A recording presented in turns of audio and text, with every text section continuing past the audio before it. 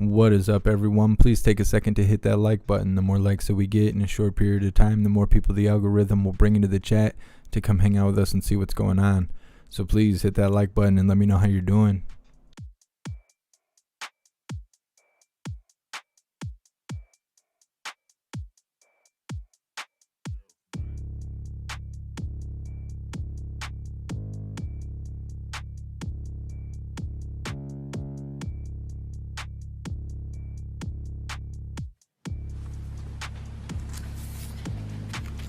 May I see you for just 1 minute, Ms. Smith?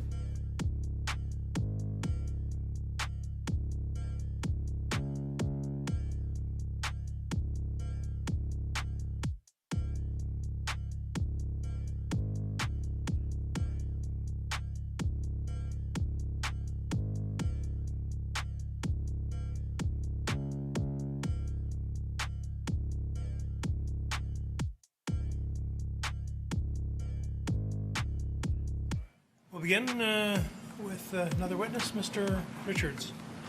Your Honor, Mr. Strauss is going to be handling this witness. Okay. You call Jacob Marshall.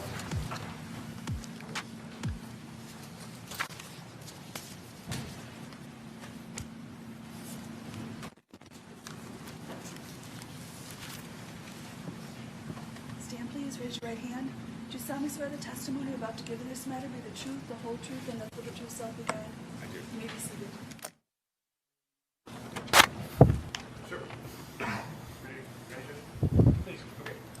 Sir, will you state your name and spell your last name?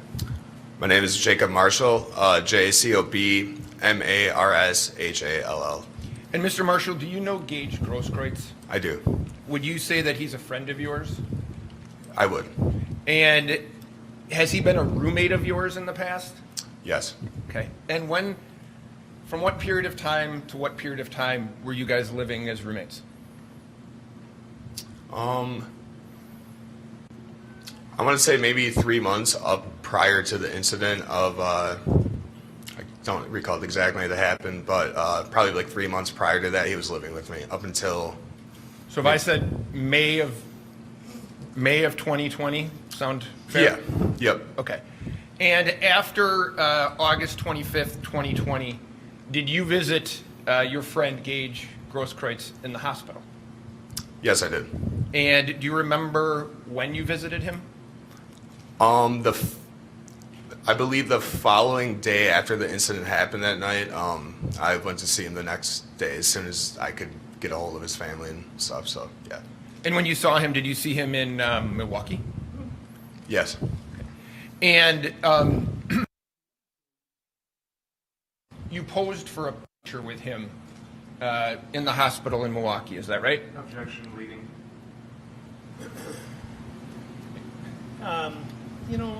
We've heard that objection quite a bit during the trial, and the suggestiveness is the offensive part of a leading question, and somehow I don't feel from what we've heard already that he's going to lead this witness into an answer, so the objection is overruled.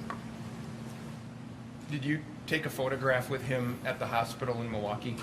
Yes, we did. Did you do you have did you at the time have a Facebook account? At the time, yes. And photograph for Grosskreutz, did you post that photograph on your Facebook account? Yes, I did. I'm going to show you what has been marked as exhibit number 70 for identification. Mr. Marshall, can you take a look at that? Is that a picture of you and Mr. Grosskreutz? It is. Okay, and that's a picture in the hospital that was taken? Yes. Okay. And I want you to look to the right of the photograph. There's some, not that familiar with Facebook, but there's an entry that you made with your name and then some writing on it. Is that right? It appears so, yes. Okay. Can you put up?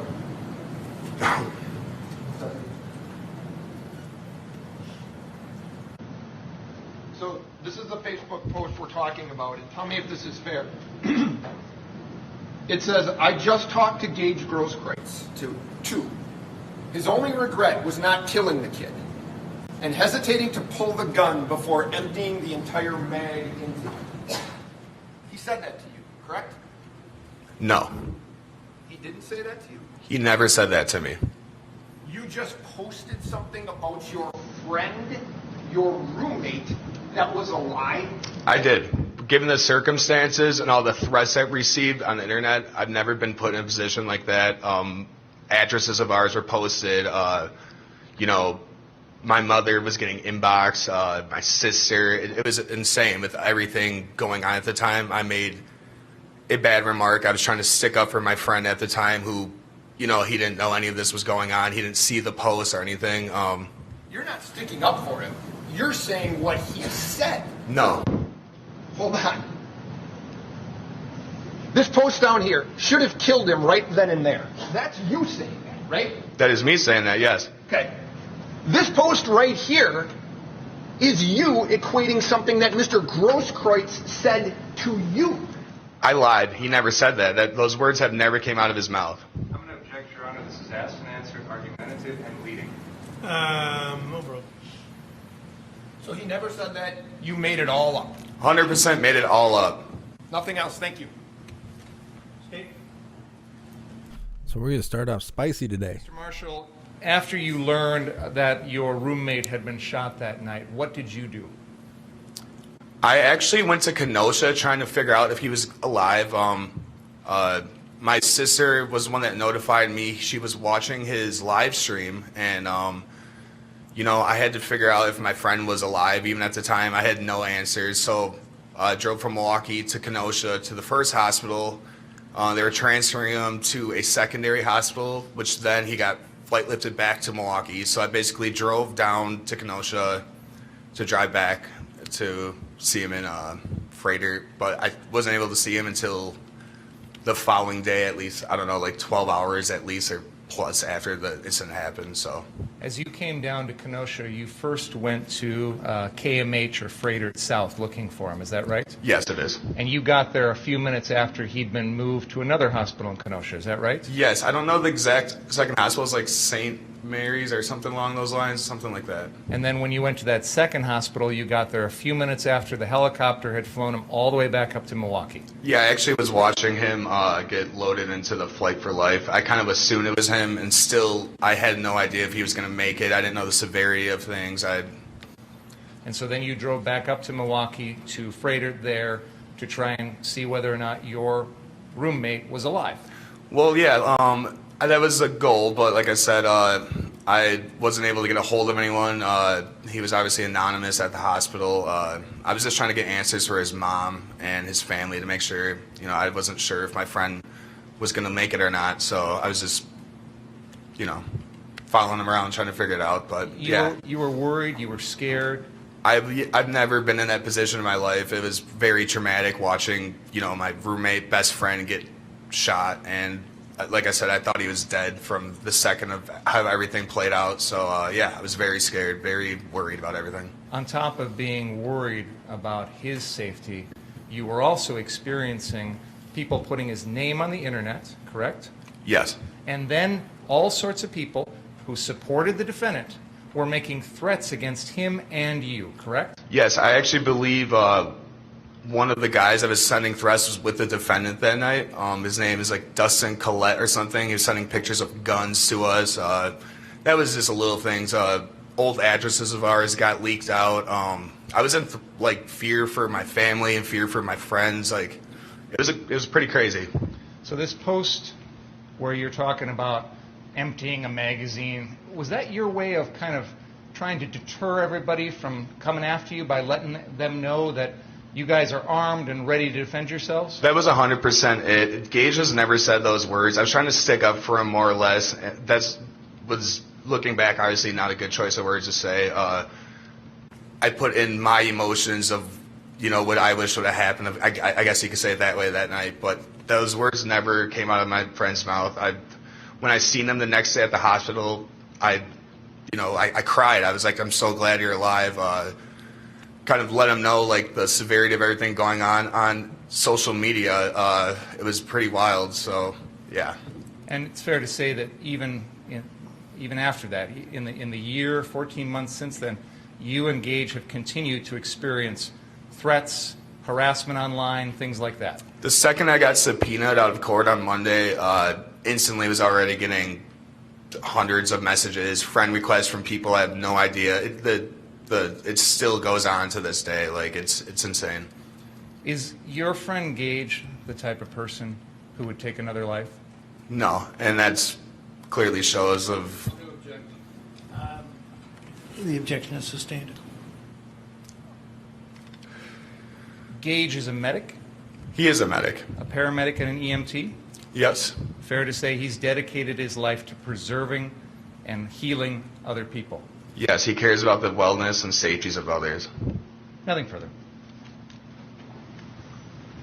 Mr. Marshall, you took this post down, did you not?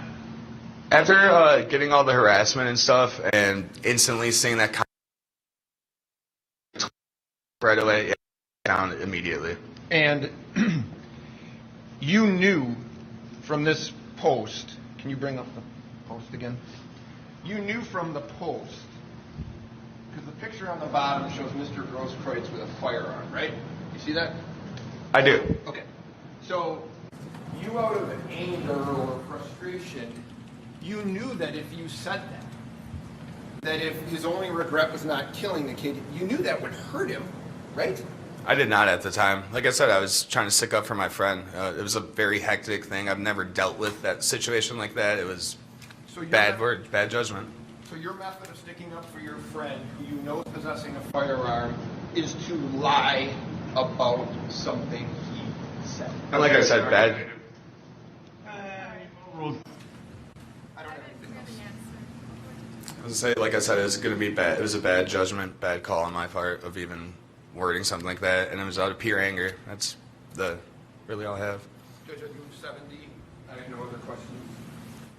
Any objection? I have no objection to the exhibit, and I have no further questions. You may step down, sir. Received.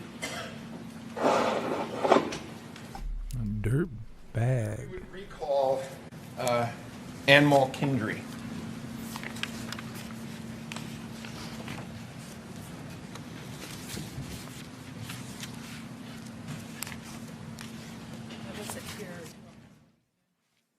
You're still under oath, sir. No. Okay.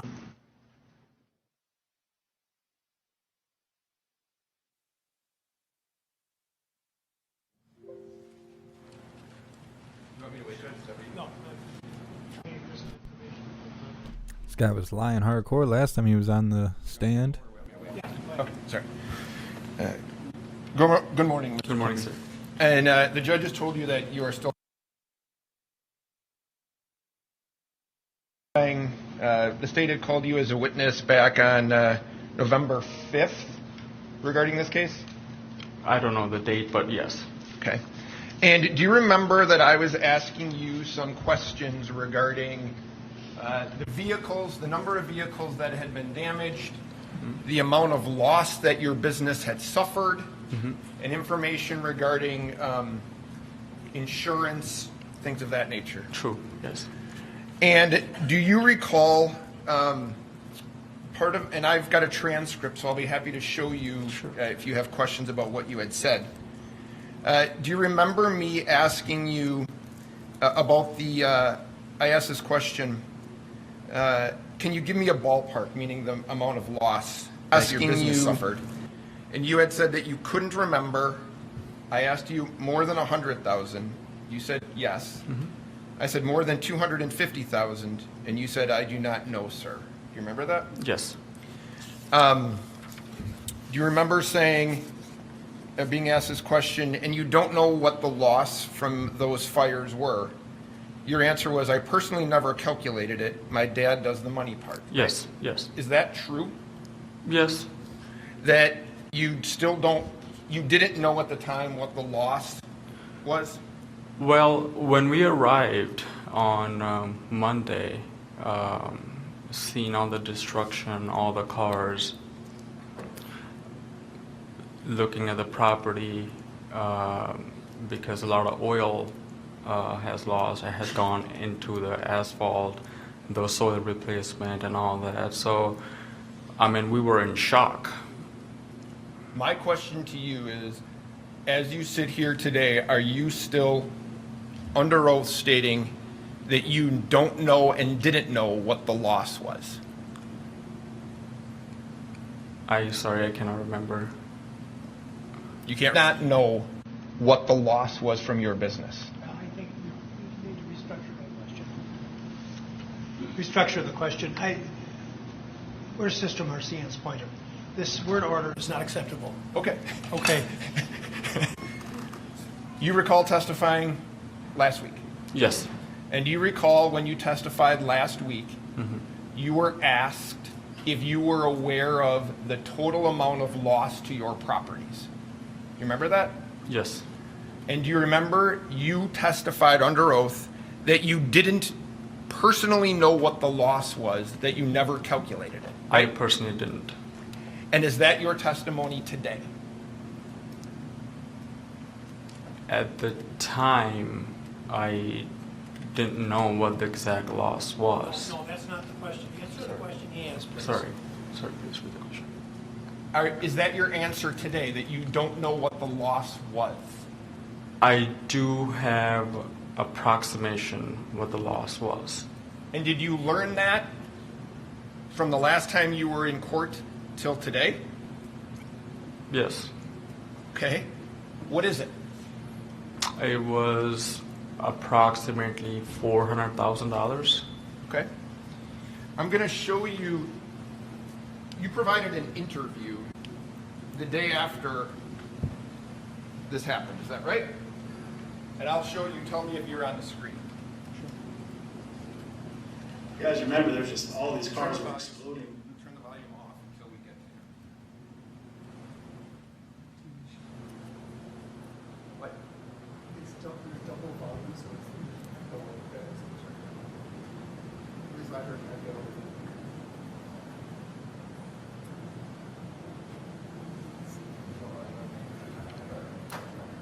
Go ahead.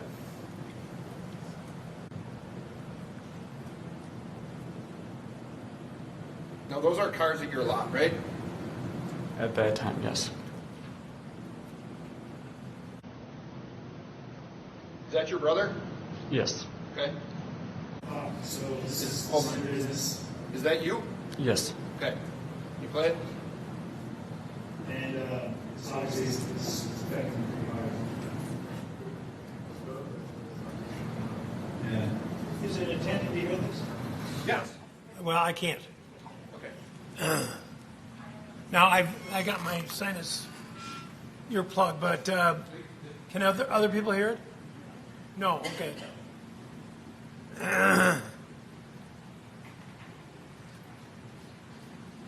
I wouldn't think that would control this.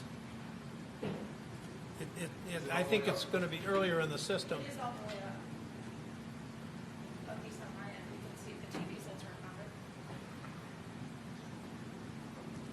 Because it should be coming. Yeah.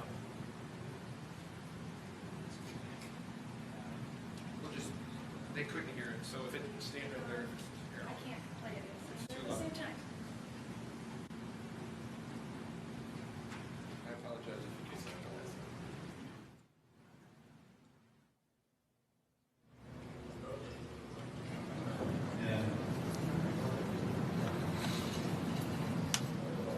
They're shaking their heads. They can't hear. I don't know how to make I it. can't hear. I can't hear you. I would think because it is, I thought, connected into the system here. I don't have to. It's all the way up on my computer. That's all Okay. I can do. Have you got ours all the way up? Is there any place where it's coming in clearly? Are you getting it clearly? Can you hear out those if we turn that TV on, the volume on that TV? It's like watching Jerry Springer or something. If we turn the mics off, that might work.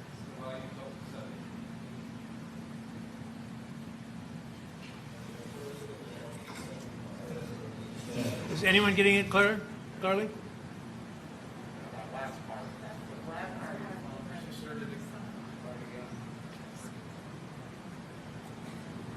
Yeah, let's talk. So this is your business. And this obviously is affecting you pretty hard. Big time. We built this place up from the ground up. Yeah. When we started this business back in 2013, we had about 5 to 7 cars. 7 cars. I counted. The first day we had only 7 cars. 7 cars. Yeah. Do you feel like right now with this that you're still Kenosha bound? You're going to stay here in Kenosha and rebuild? Probably not. Well, the thing is, if there's no government funding or if there's no help from anybody, I'm already built. Because there's nothing I can do. I mean, in order. You just said to him, if there's no government funding for this, there's nothing we're going to be able to do, right? I must have. I don't remember saying that. You're not disputing you said it. I must have. Okay, go ahead. Words. What are those? A lot of effort. It takes a lot of people. It takes a lot of effort. And we have to build the capital first to reinvest it. Yeah. We would have been at least so happy that, okay, we lost only 5 cars. 10, 15, okay, max 20, okay, 25. How many cars were lost total, you know? In total? Yeah. In all 3 locations? 137. 137. 137 cars. Yep. I heard that there was at least $1.5 million worth of damage. That was the first 2.5 in total. Just, wow. 2.5 million in total. Mm-hmm. That's what you said to him the day after, right? I must have. Well, you heard it, right? Yes. So when you said 400,000 today, is that a lie? It's not a lie. It's what it is when we, like I said, when we saw that from in our eyes, we were in shock. Okay.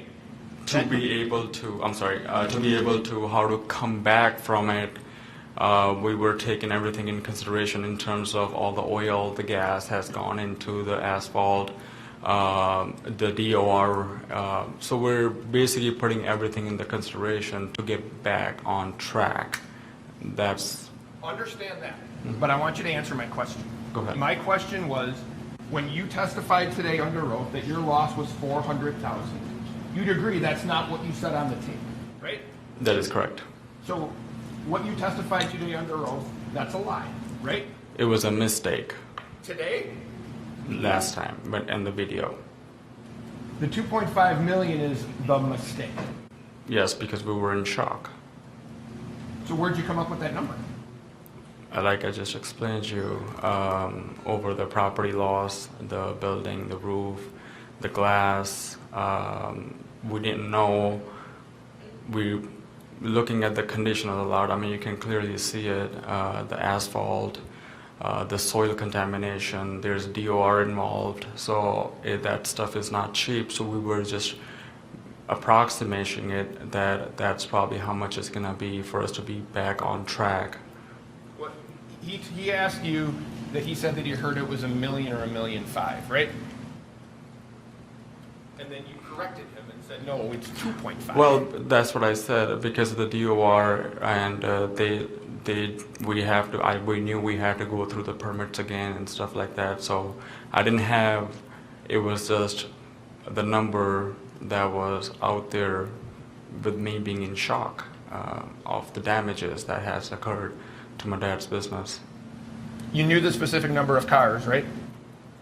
I didn't remember on last week, but now now it says there. And it's 137. I cannot remember what it was in total. This guy needs a caretaker. His brain don't work. Oh, I would, Judge, I'm sorry. That was marked as 136 exhibit, and I would move that. Objection? No. Proceed. Cross.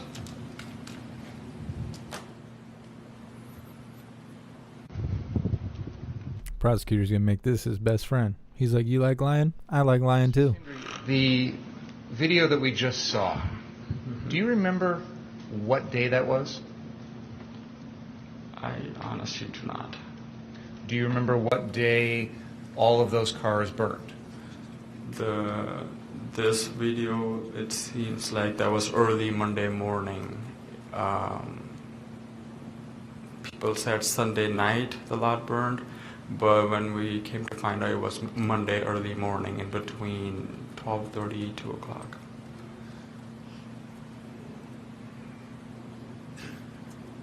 Is he looking for his love stick?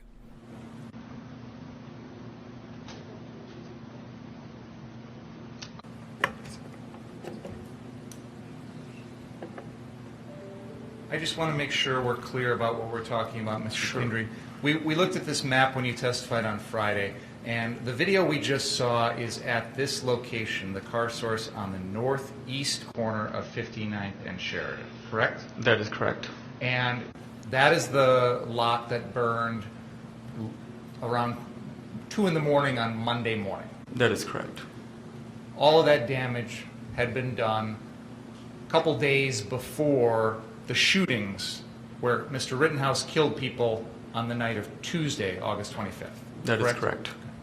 And your interview there that we watched is hours after the cars had all burned? Honestly, I don't remember what the time or the date was. When that property burned, it wasn't just the cars, it was the building too. Exactly, yes. There was records, computers, yes, business files inside that building, yes, that were destroyed or damaged. Yes. Did that make it hard for you as or your family to figure out all of your business inventory, the property value, things like that? Very hard, yes. Is it fair to say that 6 or 8 hours after the incident, you didn't have a clear picture of the full value of your cars? That is correct. I have nothing further. The big guy is falling asleep in the back. He was sitting there with his head up and his eyes were closed. Of this year? I did not. Nothing else? You may step down. That's call Kyle Rittenhouse. We need to do something to take about 5 minutes. Can you step out just into the library here for a sec? Anybody who wants to go upstairs may do so, but this will be less than 5 minutes, I'm expecting. You guys are killing me with the Gravy IV. He needs the Gravy IV stat. Passing out. I didn't think Kyle was going to take the stand. Apparently he's next. This will be interesting. I don't think I've ever heard Kyle talk.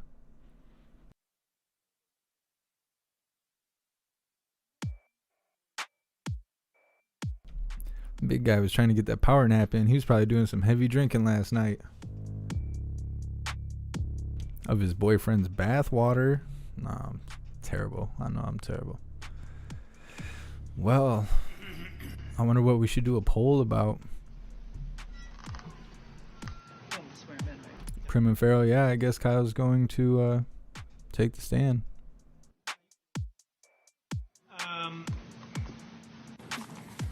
Your lawyer has called you to testify as a witness in this case, and I just want to advise you what your rights are. You are allowed to testify if you wish under the Constitution, and no one can keep you from testifying, even your own lawyer, if that's what you want to do. If you do decide to testify, then the district attorney will be allowed to cross-examine you about anything that is relevant to this case. And that, are there any claimed prior untruthful statements? 90608. What we've had testimony regarding the things he said about not shooting anyone. No. I'm talking about prior instance of dishonesty under 90608. No. Okay. So that's not an issue. The district attorney will also be allowed to ask you if you've got any criminal history or juvenile adjudications. Are there any of that? Not aware of any. Okay. And you could be asked about any other crimes, wrongs, or prior events that I think I've ruled on everything that's been presented to me. You have left the door open on some things, Your Honor. Yeah, and I've been thinking about it, and nothing, I've not heard anything in the case that would suggest to me that I would change any of those rulings. Unless there's something else on that, I don't need to cover that in terms of a possible inquiry. He will be able to ask you anything which is relevant to this case, germane, pertinent to this case, and you will have to answer those questions, even though it may ensnare you in some other criminal prosecution. Do you understand that? Yes, Your Honor. Any question about that at all? No, Your Honor. You also have a right not to testify if you don't wish to do so. And if you decide that you do not wish to testify, then no comment can be made on your silence by the district attorney. And I will not comment on your silence unless I am asked by your attorney to do so.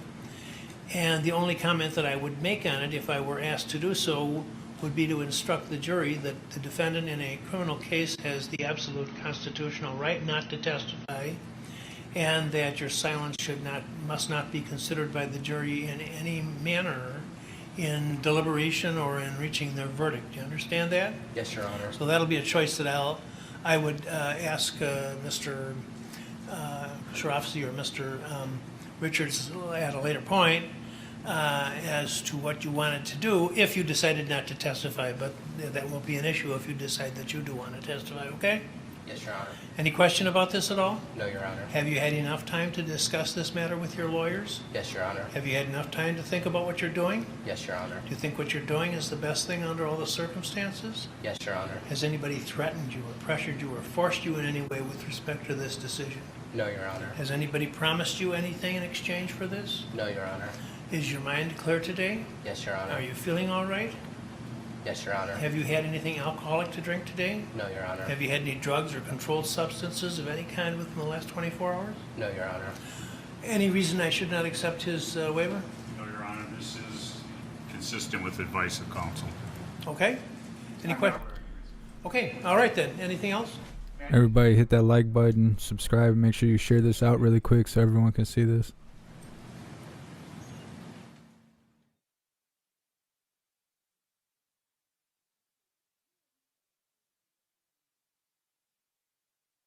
I don't think he should take the stand. They must have some sort of good idea. Because otherwise, I think it really only opens the door to hurt him. I don't see how it could make his case any better. It's already severely in his favor.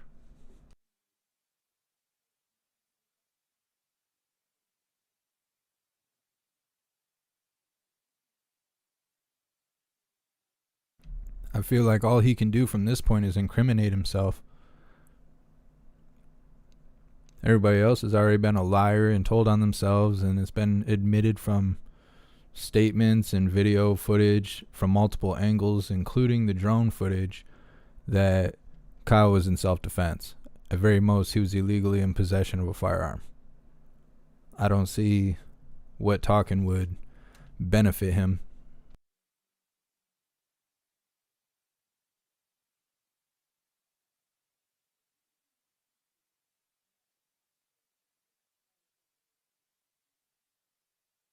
I wonder if they're taking their break right now. Because they have the audio muted, it's not me.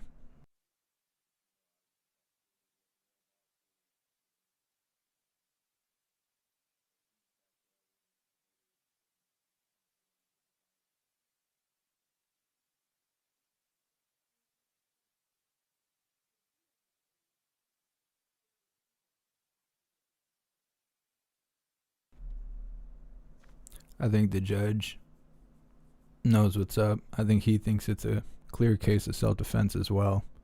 He seemed pretty genuine when speaking to Kyle. I've been talked to by many judges. They don't all talk to you like that.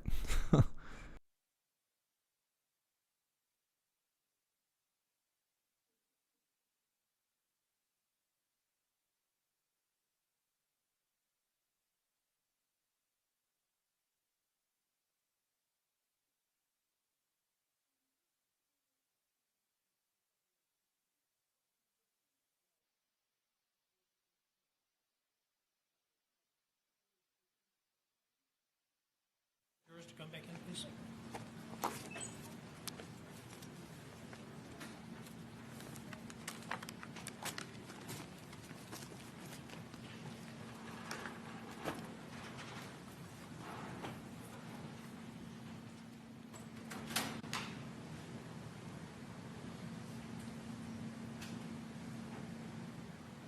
Hey.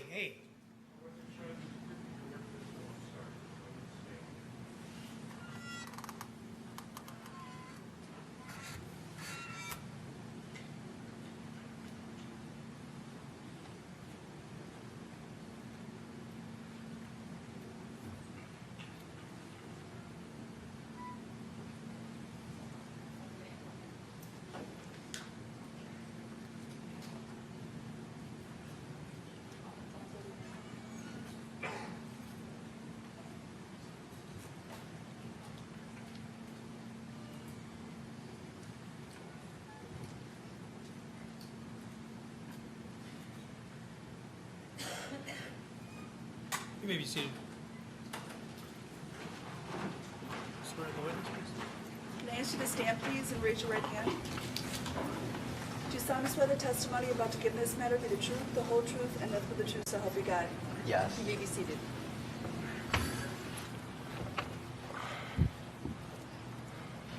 Could you please state your name, spelling your last name for the record? Kyle Rittenhouse, Rittenhouse.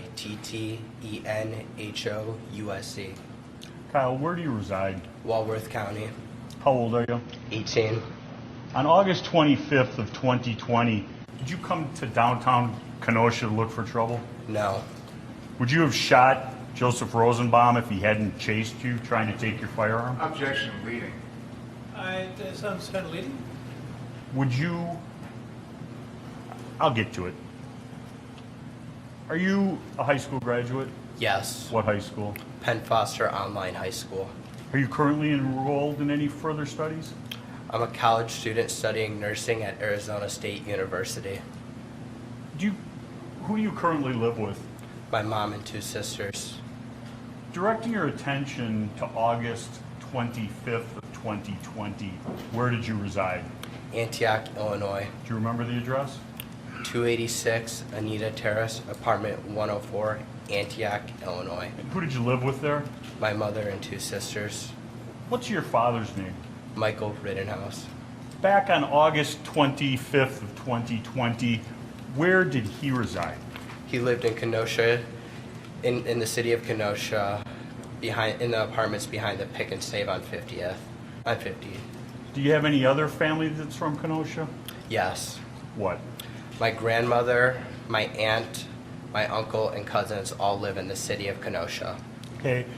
There's been testimony in this trial about the firearm in question, which has been marked. States 28. You've seen that gun? Yes. Before August 25th of 2020, had that gun ever left the state of Wisconsin? No. Now, before this event happened on August 25th of 2020, did you have any hobbies? Yes. Tell the jury what you like to do. I was a swimmer. I enjoyed working. I was a lifeguard. Hanging out with friends, going to the beach. Just normal teenage stuff. Were you a member of any groups, organized groups? Yes. What? I was a police explorer for Grays Lake Police Department, and I was a firefighter EMT cadet for Antioch Fire Department. Did you have any training in life-saving, anything like that? Yes. What? I was a certified lifeguard. I am a certified lifeguard and swim instructor. I am certified in Stop the Bleed, CPR, AED, automatic external defibrillator, and basic life support. Okay. On August 25th of 2020, where were you employed? I was furloughed at the YMCA in Lindenhurst, Illinois because of the COVID-19 pandemic, and I was working at the Recplex in Pleasant Prairie. Okay. Recplex here in Kenosha County? Yes. Now, on the night of the 24th, did you come to downtown Kenosha? Not downtown, but I came to Kenosha for work. Okay. And after your shift at work completed, where did you go? I went to Dominic Black's stepfather's house. I believe his name is Scott Dickhart. It's been a while since I've seen him. Okay. And who is Dominic Black in relationship to you? Him and my Dominic Black and my sister Mackenzie Rittenhouse used to date. Okay. And on the night of the 24th, were you aware of anything going on in Kenosha? I knew there was protests, demonstrations, and riots going on in the later evening. Okay. And how were you aware of that? I saw videos on social media, on Facebook live streams, TikTok of. I saw the car source lot being burned down, the car source 1, what we've been referring to. I saw a police officer get assaulted. He had a brick thrown at his head. And I saw the mattress store owner get knocked out, and I believe his jaw was broken and had to be wired shut or something. And you saw all of that on the 24th? Yes. Did you go to downtown Kenosha at that time and try and do anything about that? No, I did not. Directing your attention to the late morning of August 25th, 2020, did you have occasion to go downtown? I did go to downtown in the morning of August 25th. Who did you go there with? I went there with Dominic Black, my sister Mackenzie Rittenhouse, and Ray Dickhart. And describe what you did. We walked around for a little bit, and then I believe at around 11:30 noon, we ended up at Ruther Central High School, where we ended up cleaning graffiti for about, I want to say, an hour and a half to 2 hours.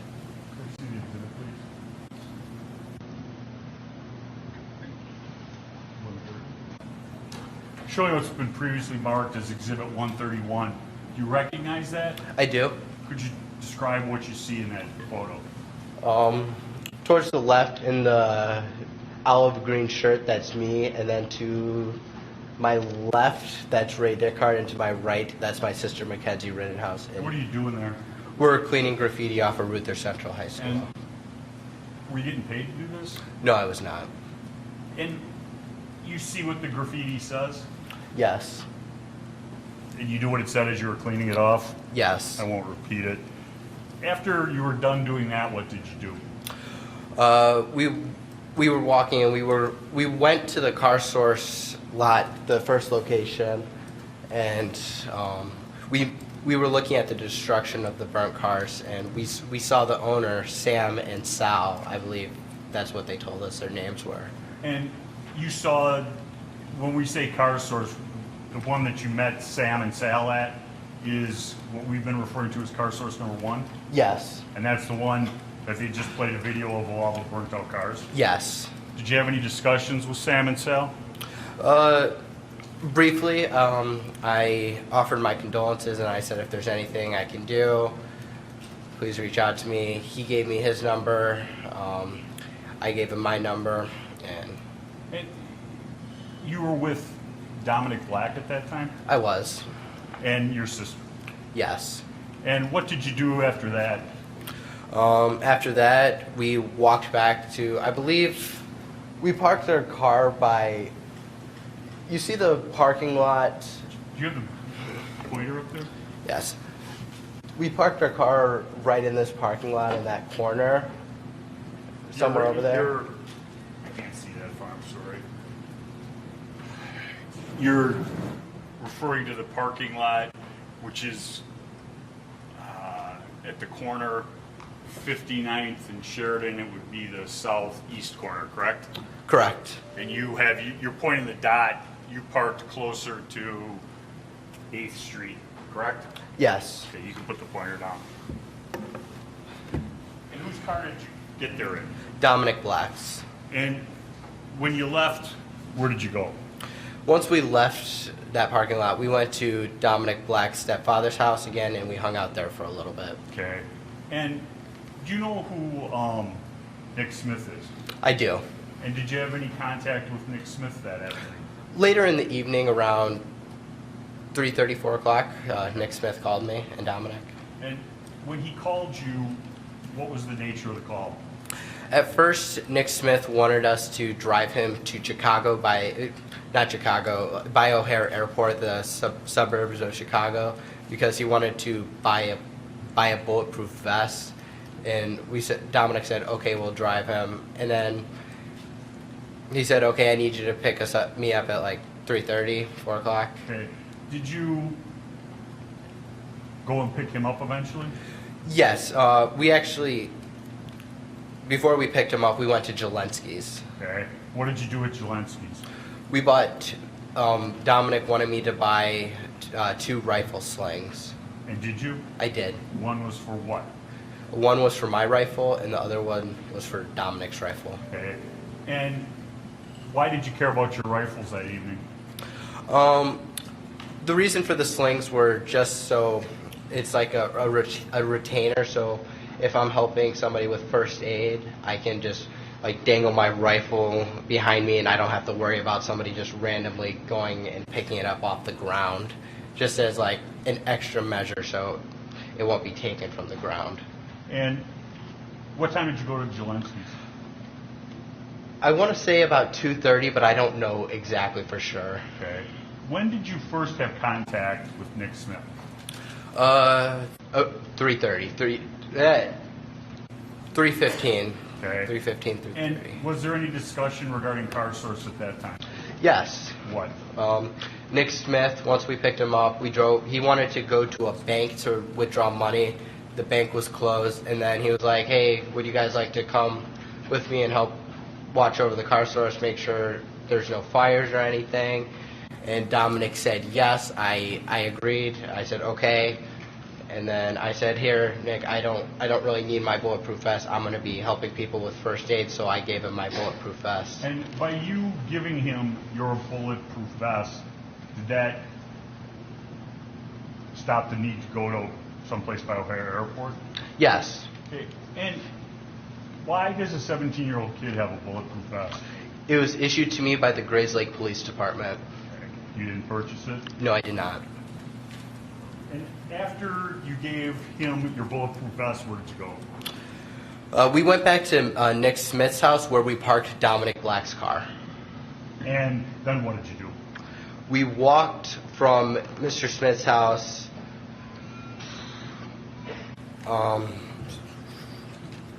Once we parked at Nick Smith's house, we walked from Nick Smith's house to the Car Source 1, cutting through the Ruther Central backside parking lot, because Nick Smith lives on the same street of... You don't have to say where Nick Smith Okay. lives. He lives within walking distance from here? Yes. Okay. And so you go to Car Source 1? Yes. And that's the burnt out one? No, Car Source 2, my bad, across the street. Okay. And at Car Source 2, that's where you spent most of the evening? Yes. Okay. When you first got to Car Source 2, the one at 59th and Sheridan, what happened? The owners were there, Sam, Sal, and his father, and I believe, I think it was his uncle there also. He was driving a van of some sort. Okay. And what was the discussion? Sam and Sal thanked us for coming out to help. And then Sal said, hey, why don't you guys hop in my car? If I remember correctly, it was either a white or black BMW or Mercedes. I don't recall exactly. And why did he want you to get in his car? He was going to drive us down to Car Source lot number 3. Okay. And did you agree to get in his car? I did. And who went to Car Source number 3? Me, Dominic Black, and Nick Smith. And who was driving? Sal. And when you got there, what happened? We got out and we hung around for a couple minutes, and then some people showed up. I now know who they are, but at the time I didn't. Okay. Can I have a picture,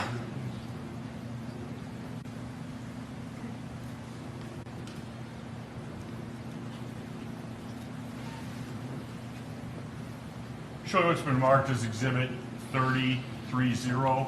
Do you recognize that exhibit? I do. And can you, Your Honor, can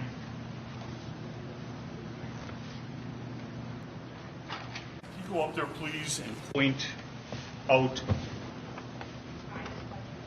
can you point out the people who you knew before that picture was taken and name them?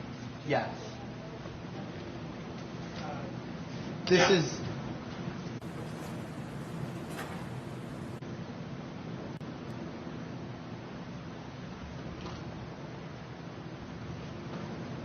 This is Sal, the owner. This is Ryan Balch. This is Joanne Fiedler. This is Justin Hamilton. This is Dustin Colette. This is Nicholas Smith. I don't recall his name. This is me. And this is Dominic Black. Okay. We've heard testimony. You can have a seat. We've heard testimony about you, Nick, and Dominic. You knew those individuals before August 25th of 2020? I knew Nicholas Smith and Dominic Black. Okay. You did not know the owner of CarSource previously? I did not. Was he being nice to you guys? Was he happy you were there? Was he mad at you for being there? Describe it. He was happy we were there. Okay. And you heard their testimony, the two owners. I believe that was Friday afternoon. I did. And did they give you permission to be there? They did. And the other individuals in this photograph, some of whom have testified in this trial, 10 minutes before this photograph was taken, did you know any of them? I did not. Had you ever spoken to any of them? No. And when you were there, what was the idea? Was there a plan? What was going to happen? Yes, the plan was to, I went down there to provide first aid. I brought my orange first aid kit, the fanny pack, and I also brought my Pelican box, which was filled with first aid stuff by my feet to provide first aid. The orange box by your feet you refer to as a Pelican box? Yes. Did you have that before the 25th? Yes. Was it stocked? Yes. With things that you had bought and brought? Yes. And do you go with that every day, or is that because of the situation? It was in the trunk of my car. Okay.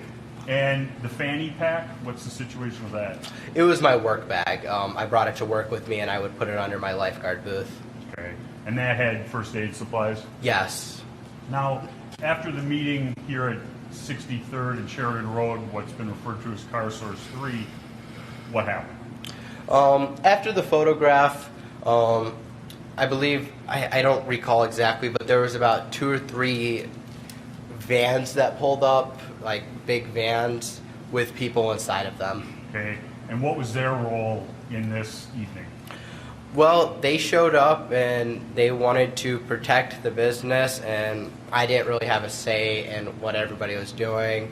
I was just there doing my first aid stuff, and then Ryan Balch said, hey, why don't you guys stay here, and we'll go down to the CarSource number 2. Okay. And so the people, a group of people was going to stay at CarSource 3, and the people depicted in this photograph were going to go where? CarSource 2. And is that what happened? Yes.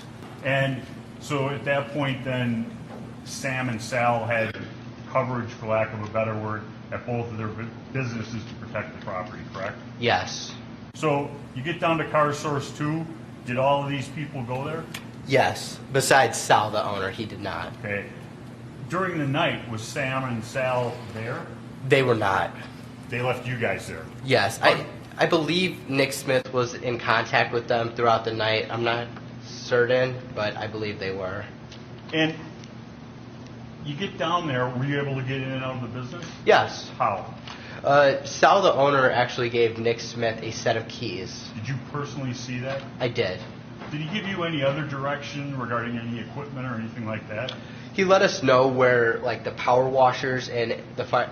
I think there was a single fire extinguisher in the building and some hoses, the hose hookups, just in case there was any fires we needed to put out at the lot. Anything else about the roof?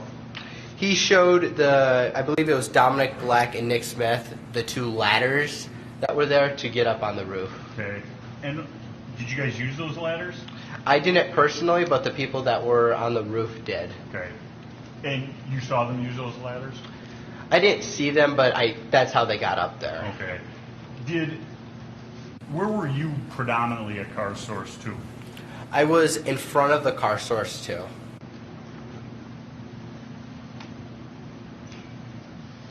Now, during the night at CarSource 2, did you stay there the whole time? No, not the whole time. When you would leave CarSource 2, what were you doing? When When I left, I was with Ryan Balch, and we would go out and ask if anybody needed any first aid assistance, and we would see if there were any fires, and we would put them out. Okay. Did you personally put out any fires? I did. Where? I put one out at the church. Can you use the pointer?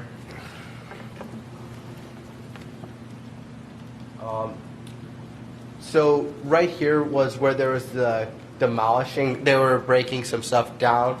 But right here, I believe there was another building with an alleyway. It was either right here or right here. I don't remember fully. But there was a fire down the alleyway where they were trying to set the building and church on fire, and me and Mr. Balch, and I believe somebody else was with us. We went to go put that fire out. Did you put it out? We did. Then what did you do? Around that time, we saw Ruther Central High School on fire, the front doors, and we were walking north down Sheridan Road to go put the fire out. And then somebody else put the fire out before we got to Ruther Central High School. When you say the front, is that right here at Civic Park? No, sorry, that's my mistake.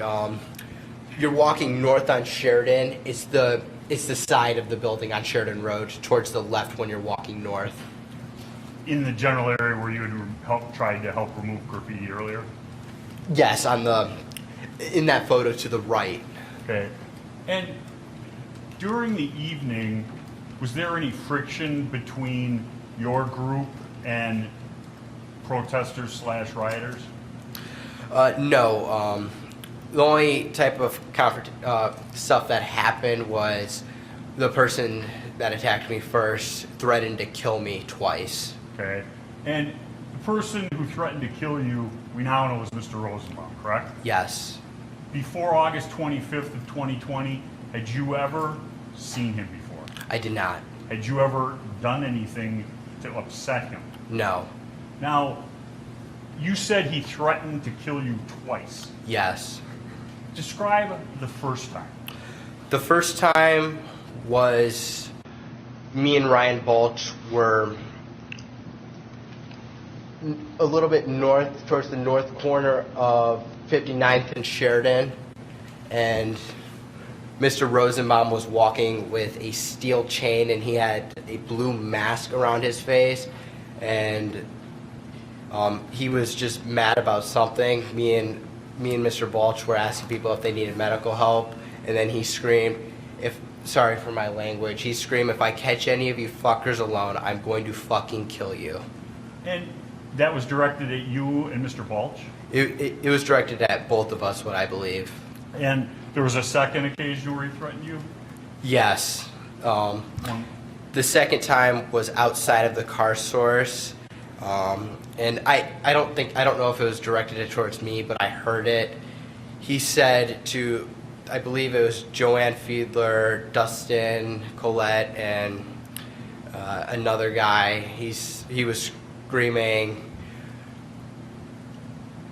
He said, "I'm going to cut your fucking hearts out and kill," I'm not going to repeat the second word, but "kill you," N-words. Now, did you ever see Mr. Rosenbaum doing any physical property damage? I did. Where? I saw him with, I now know to be Joshua Zeminski. I saw him tip that trailer over and the porta potty. I saw him do both. And I believe he tried to start the porta potty on fire. I don't know. I don't think he succeeded. But then I saw him with Mr. Zeminski. He was either helping start it or he was like throwing stuff on it. I don't know which one he was doing. Where did you originally see that trailer? That trailer was in the St. James Church parking lot. Sort of like right over here in like the backish corner, what I remember.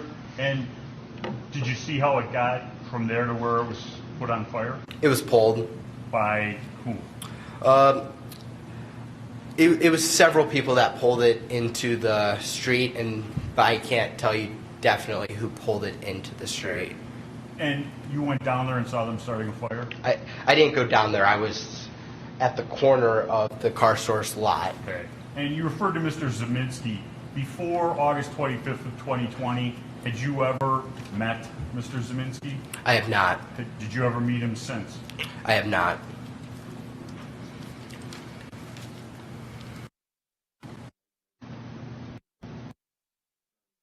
Now, when you first saw Mr. Rosenbaum, was his top half of his body clothed or unclothed? He was clothed with a blue mask the first time I saw him.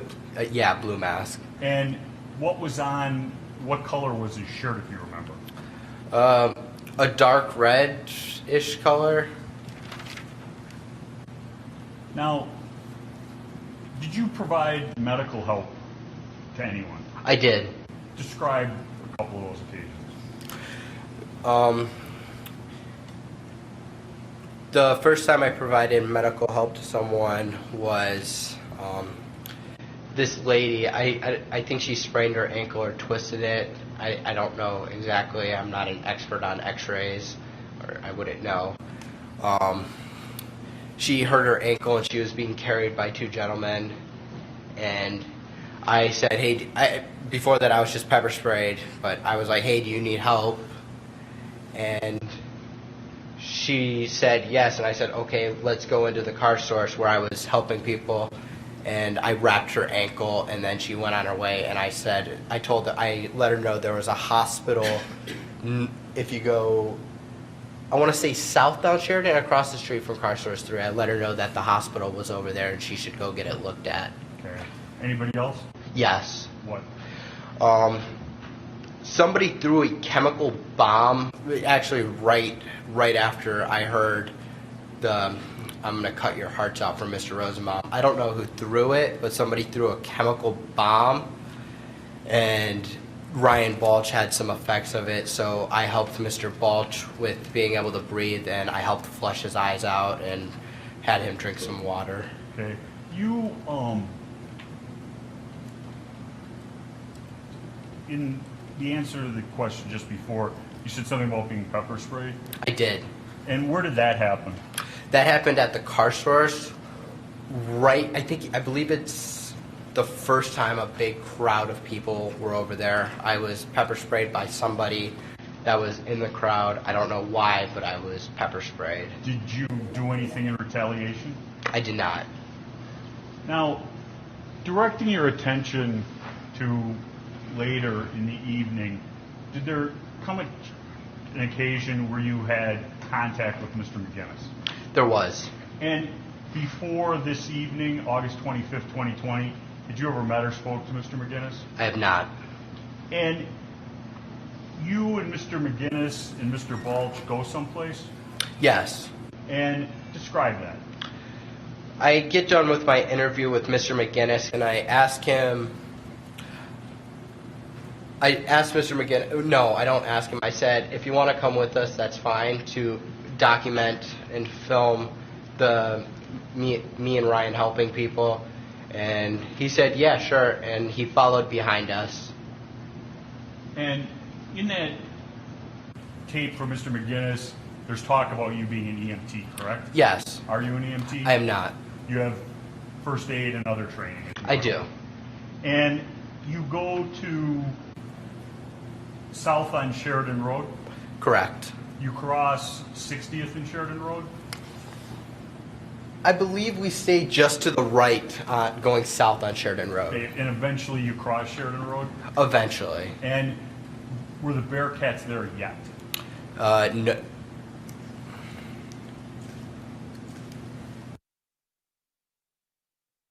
Set up to stop people that you were aware of?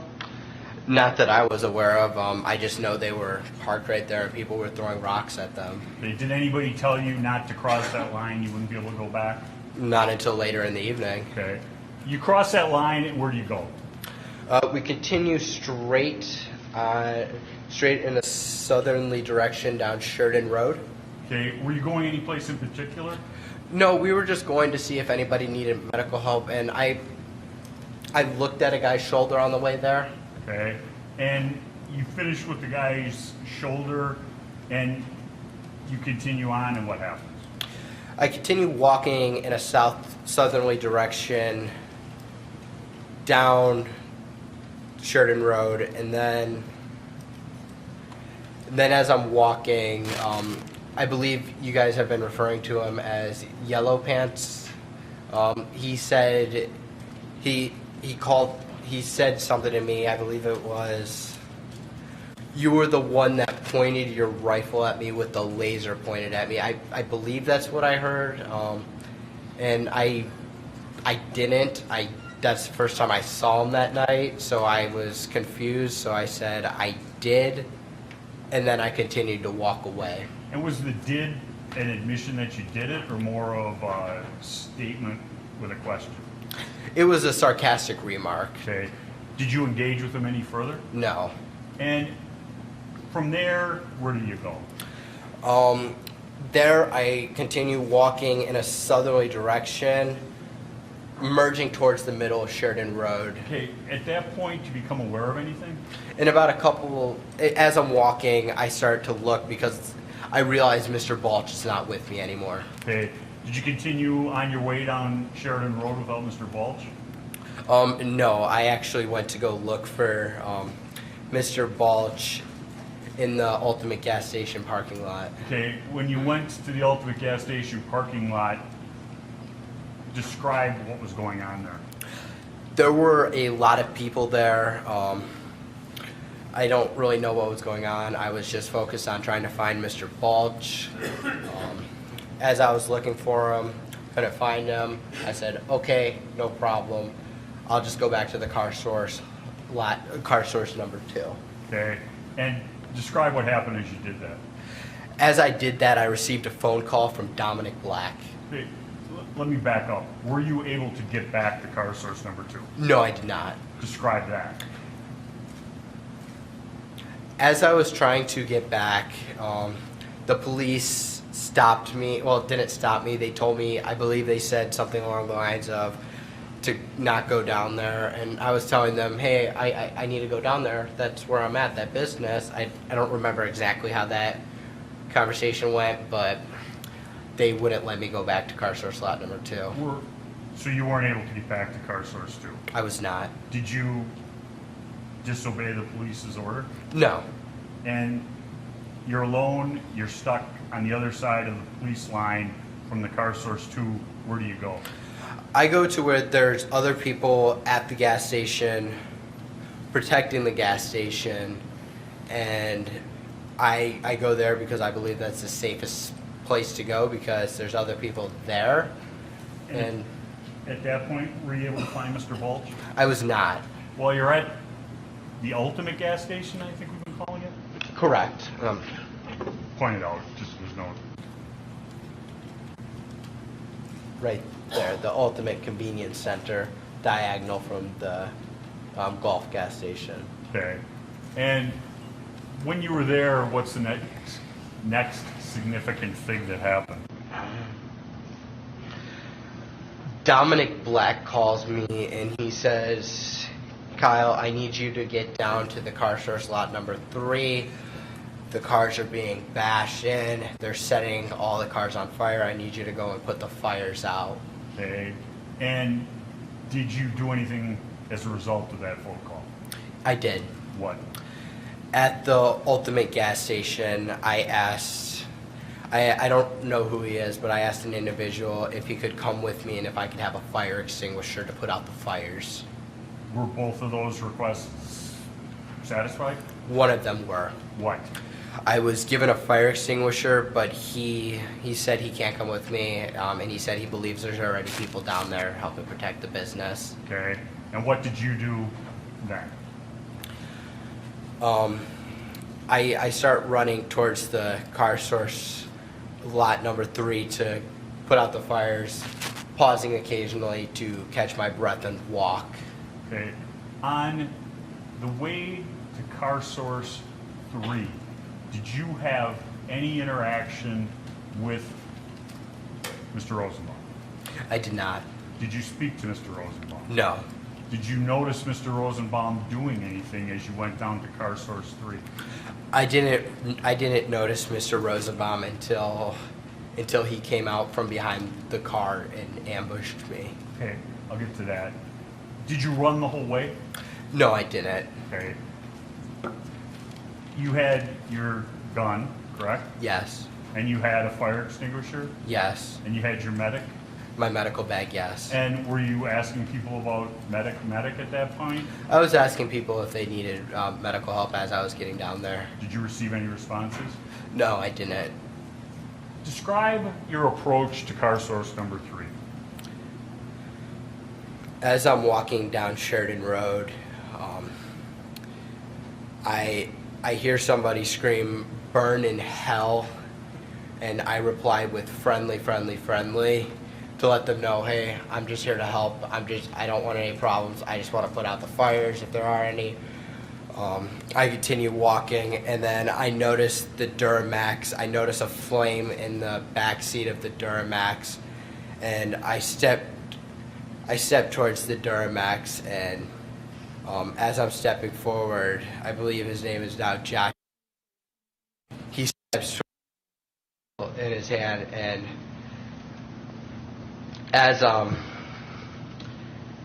walking towards to put out the fire, I drop the fire extinguisher and I take a step back.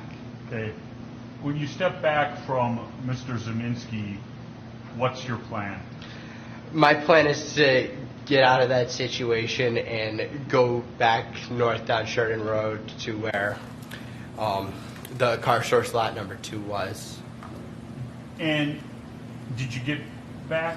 Were you able to go in a northerly direction? I wasn't. Describe what happens.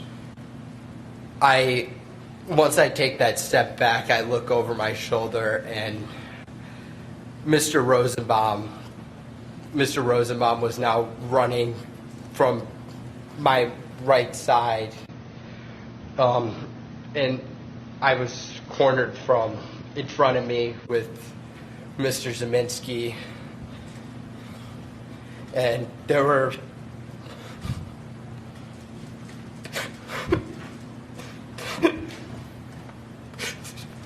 there were 3 people right there. Take a deep breath, Kyle.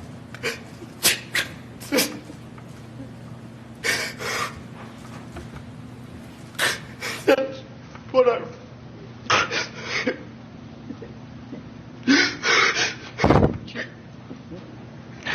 That's what I run. We're going to just take time for our break anyway. You can just relax for a minute, sir. We're going to take a break about 10 minutes, and please don't talk about the case during the break. Read, watch, or listen to any kind of trial.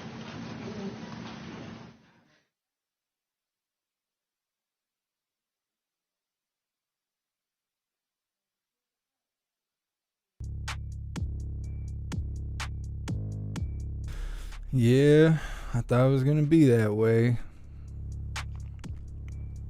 At least it doesn't look like an admission of guilt, which is the big deal about him being on the stand. I still think it's working in his favor so far.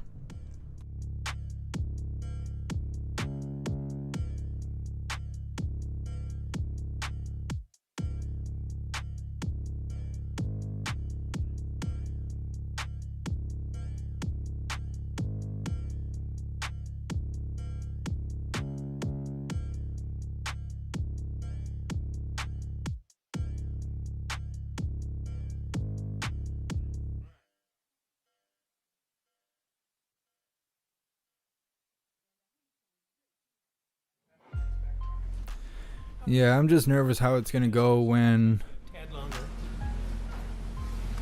the cross-examination happens. That's what I think is going to be rough. Right now is the easy part. He's working alongside these people. They've probably already discussed the questions, the answers, word selection, things like that. This is the easy part. It's telling the story. It's telling his side of the story. But when the cross-examination happens, that's when it's going to be rough. That's when word choice and stuff like that is going to really matter. And that's the part that worries me. Because if they can get him to slip up and say the wrong word, they can really try and flip this around. Because what you say matters, especially in court. Court's tough. Court is tough. I don't know how many of you have ever been to court. It is very tough. It's a rough situation being in court. Most of the time, they do not care about your feelings and stuff. All that crying and stuff, that might work outside of jail and court, but that don't work in there. You get in there and you start crying, a lot of times it looks like you're guilty. Now, in Kyle's situation, obviously what he's going through right now doesn't really make him look guilty. But like we've seen in the George Floyd trial, we've seen a lot of people go up there and cry and use it as a tactic to, persuade the jury one way or another. So crying a lot of times makes you look guilty, or if people are crying on your behalf, it's a tactic, it's a manipulation. But so far so good with the Kyle trial. I was not expecting him to take the stand, and I sure wasn't expecting him to take the stand this early. Kind of shocking that he's even up there at all. I think he's doing good so far, especially as young as he is. Yes, he's being charged as an adult, but in my experience, you don't know shit until you're like at least 25. Like, being 18 might make you be able to, join the army and stuff like that, but you really don't understand how life works until you're like at least 25. You don't experience enough until that point. So as you can see in his mannerisms, his behavior, the way he speaks, he is still very much a kid. Although that's not really in question with him being on trial, that would be rough. That would be rough. To be 18 years old, sitting there facing that much time, and having people refer to you as a mass murderer and stuff, that would be rough. We've seen a couple Sandy hoo-ha'd crybabies sitting in the chat saying stuff like that, saying they think Kyle's a murderer and stuff. That's just because they're scared. God forbid an American is out there exercising their rights. Oh man, hopefully I don't have to find another live. But no, I don't think Kyle's guilty. Yeah, he's probably getting a minor in possession of a pew. I don't think he's getting the rest of it though. Because even if the prosecutors somehow get Kyle to slip up and say the wrong words, they already look like total douchebags for manipulating a witness yesterday, for trying to coerce that witness to change their police statement like 11 days after the statement had been made with other officers and stuff. So I don't know how they can redeem the way that they look. They look rough. They look real rough. And then you got Big Boy back there falling asleep at a murder trial. I hope they don't ever work another case again. They're terrible. Those people are terrible. They might as well be loan sharks. Might as well work for the mob. Trash panda.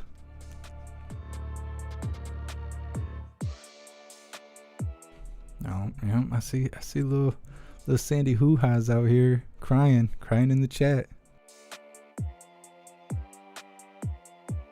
Oh yeah, and that was another thing I was gonna say. If you guys have problems with trolls and stuff, block them. Don't tell me to do it. Okay, I'm running 5 chats right now. I'm doing a bunch of other stuff. I know it looks like I'm just sitting here on my ass, but I'm doing a lot of stuff. I can't always see the conversations all of you are having. I mean, there's 1,500 people alone just on YouTube. So if you guys have problems with other people in the chat, just block them. Don't blame me for someone else's behavior, right? Like, that makes sense. Just block them. Besides, I get engagement off of them being here anyway. Whether they're hitting the thumbs down or they're writing, idiotic stuff in the chat about how gay they are or whatever. It's all engagement. It all works in my favor. They got to watch the commercial to be here too. So, Red Zot, no, I don't need mods. I got all the hooligans. Most hooligans know. They know how it goes. That's why I put that blue banner at the top of the chat. And so people know how it goes. I make money off those trolls. We'll let them sit. Just block them so you ain't got to listen to them sound stupid.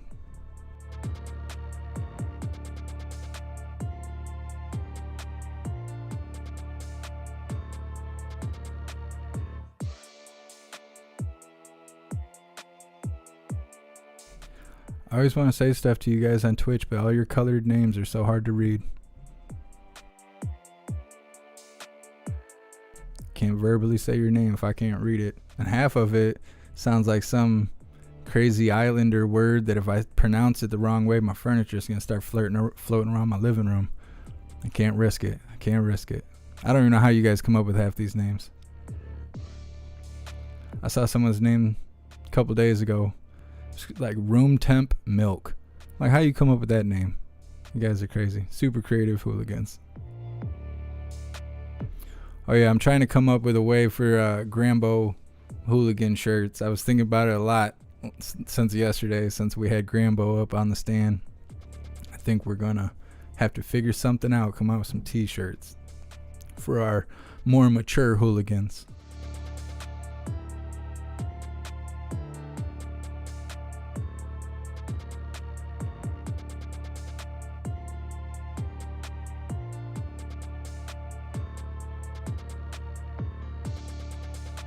Thank you, Iron Fist Taco, for subscribing on Twitch. I appreciate you.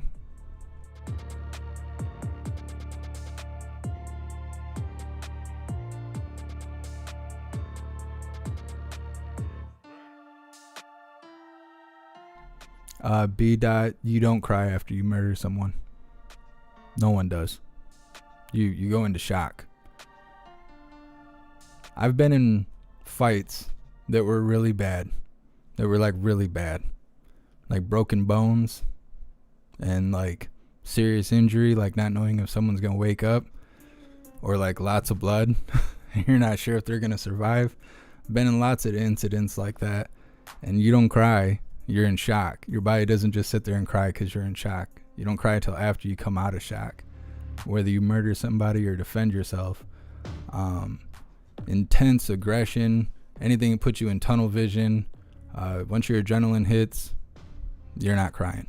That's not how it works.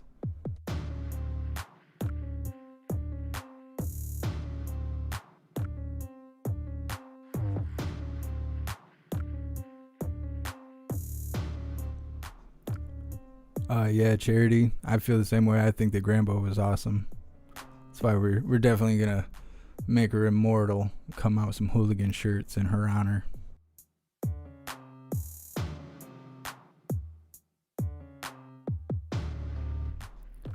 KCM Smith, mainstream media is already trying to spin it.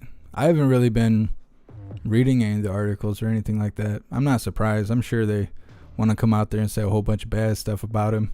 They do the same thing to Trump. Everything Trump says, they got a whole bunch of nonsense to talk about it to get everybody in a certain mindset before anything even happens, before anything's even said. They're trying to tell you what you're supposed to think before you even see it for yourself.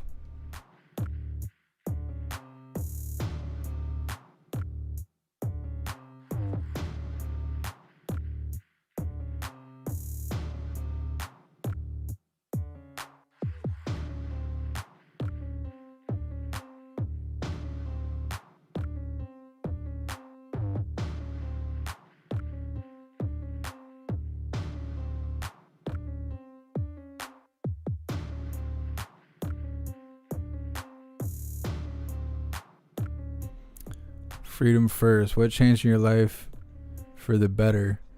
Going through all the bad stuff. Not everybody gets it right the first time. And so after you do things the hard way long enough, the easy way, or not the easy way, but the right way to do things starts to look really appealing.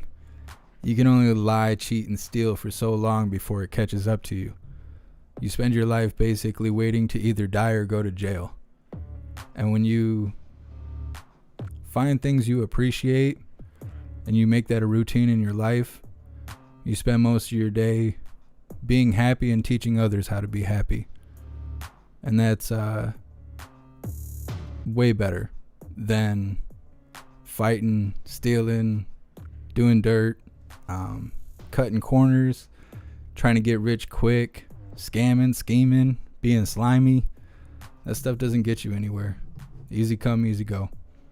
You have to work for what you want. You have to earn what you want.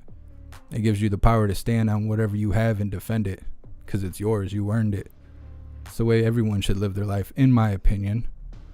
I know everybody doesn't believe that, but that's why I have so much experience. But I'm lucky to be here today, because there's lots of instances where my life could have been over, between almost being killed or spending the rest of my life in prison.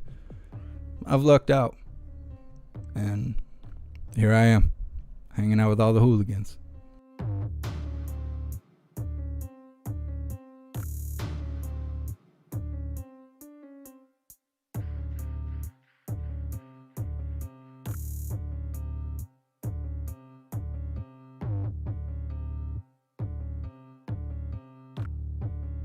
CBD Joe, life is about grandbabies. Just wait till you get one.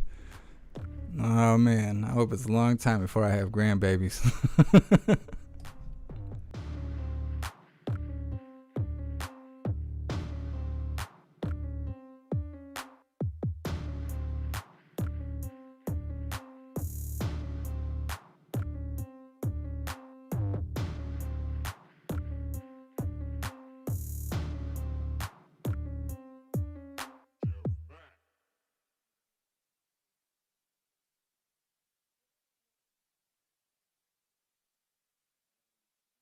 Glock compatible. Getting your CCW and learning and training with firearms has changed your life. Yeah, it's definitely a big lesson on responsibility. And having the right mindset about like and exercising your Second Amendment. It's important because it evens the playing field. I was actually just talking with a friend about this yesterday.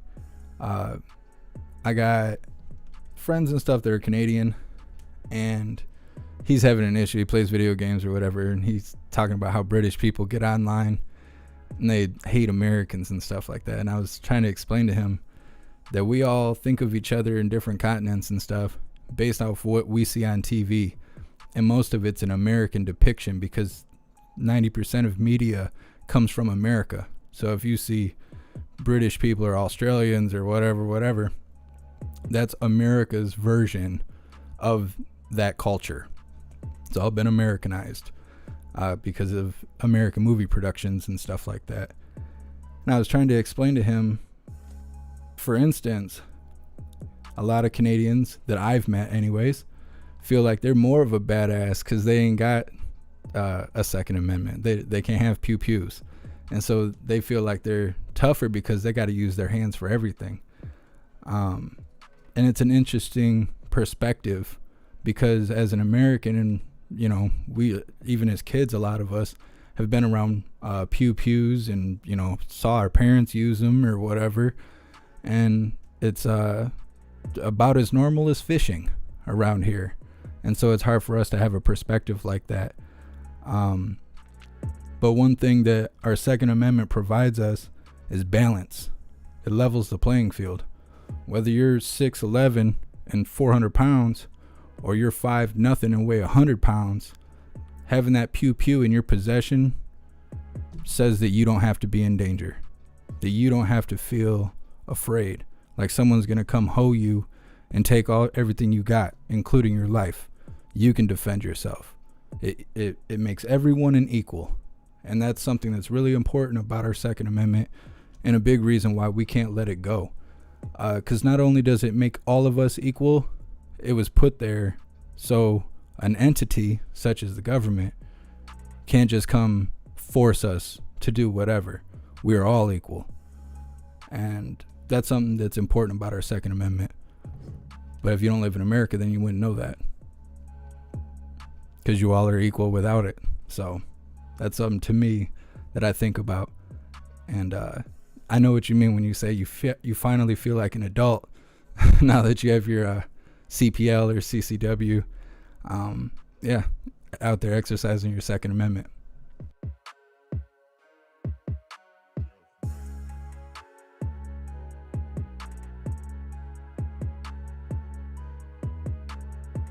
You guys kill me. You guys are cracking me up.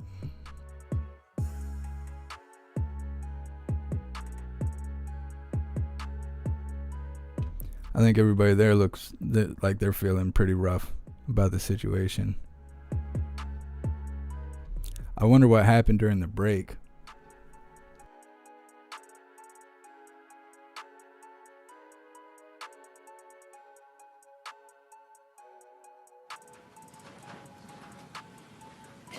Kyle, you were testifying about coming into contact with Mr. Rosenbaum, Yes. and Oh, wait. I apologize. Oh, forgive me. We got everybody? Start. You were testifying about coming into contact with Mr. Rosenbaum, Yes. and you saw Mr. Rosenbaum. What happened? Once I got to that car and I stepped forward to put that fire in the Duramax out, and Mr. Zeminski stepped towards me, I went to go run back south down Sheridan, and Mr. Rosenbaum was right there at the corner of the Duramax, starting to chase me, and that's when I realized the only place I can run with the people around me is straight towards the building of the car source lot number 3. When you saw Mr. Rosenbaum, that's when you said friendly? When I heard burn inside, I don't know exactly where I was at in the time for that. Did Mr. Rosenbaum say anything to you? No, Mr. Zeminski instructed Mr. Rosenbaum to get him and kill him. That's what I heard. And you go running what's been referred to the southwest corner of car source? Yes. And as you're running in that direction, describe being chased. What was happening? As I'm running in that southwest direction, Mr. Rosenbaum throws, at the time, I know it's a bag now, but when he threw it at me, with the light, it looked silver and it looked like the chain when he threw it at me. And then I continue, I turn around for about a second while continuing to run, and I point my gun at Mr. Rosenbaum. Does that stop him from chasing you? It does not. Okay. After you turn around and you had your hands up kind of in a low ready position, Yes. and you see Mr. Rosenbaum coming at you, Yes. and what do you do then?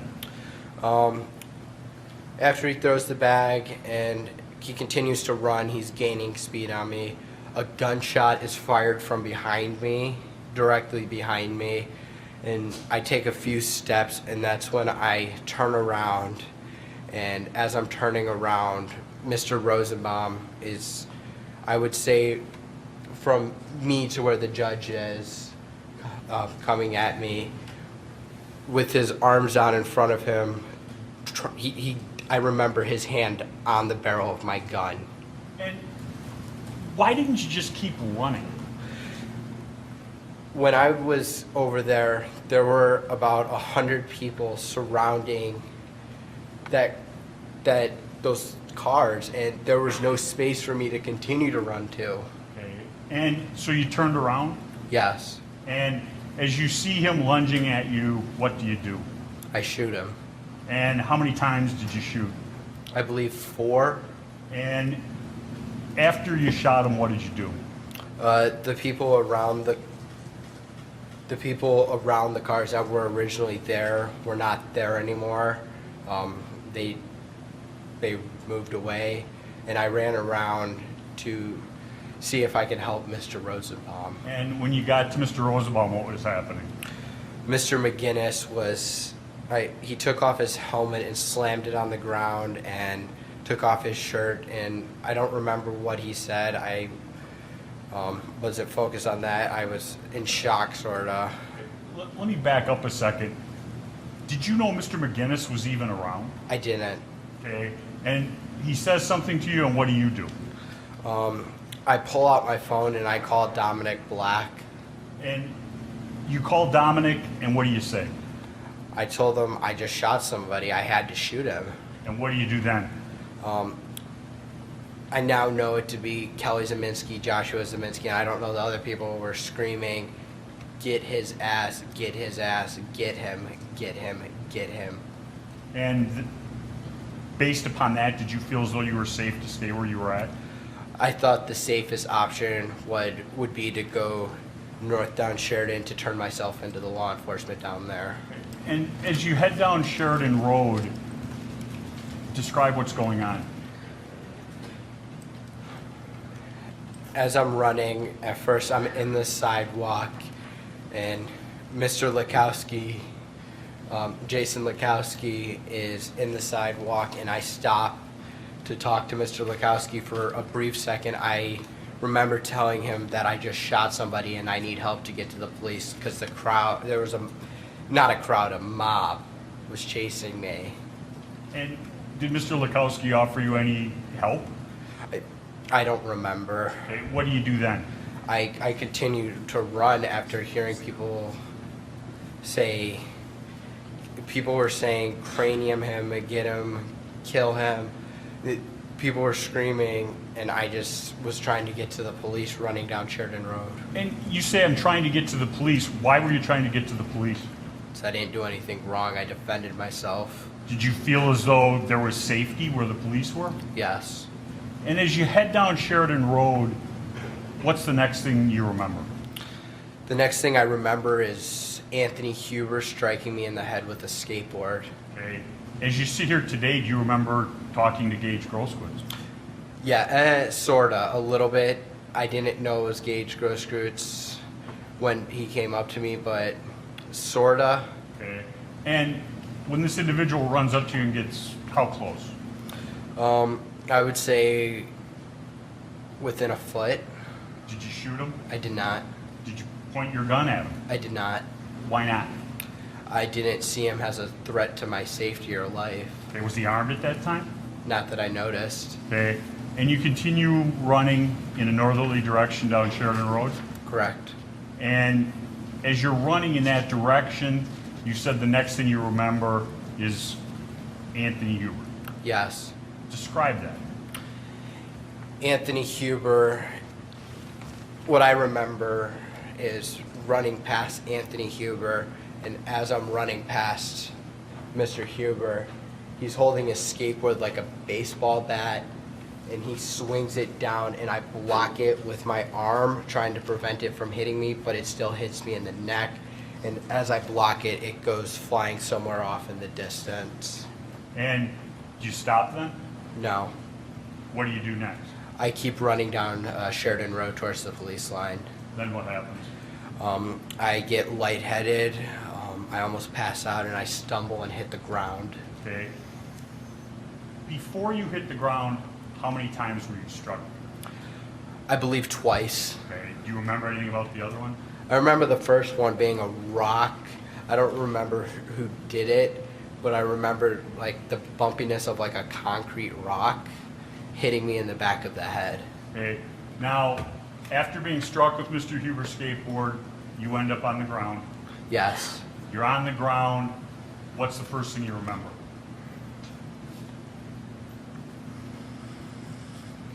As I'm on the ground, there are people around me. I don't recall how many, but I remember moving my rifle in their direction, and they back off besides one person. Okay. When you noticed people by you, you said you moved your rifle in their direction? Yes. Did that individual keep coming? The last person did. Okay. The people that stopped, what did you do to them? Nothing. Okay. And you're saying the last person in that group continued to come at you? Yes. And describe what happened.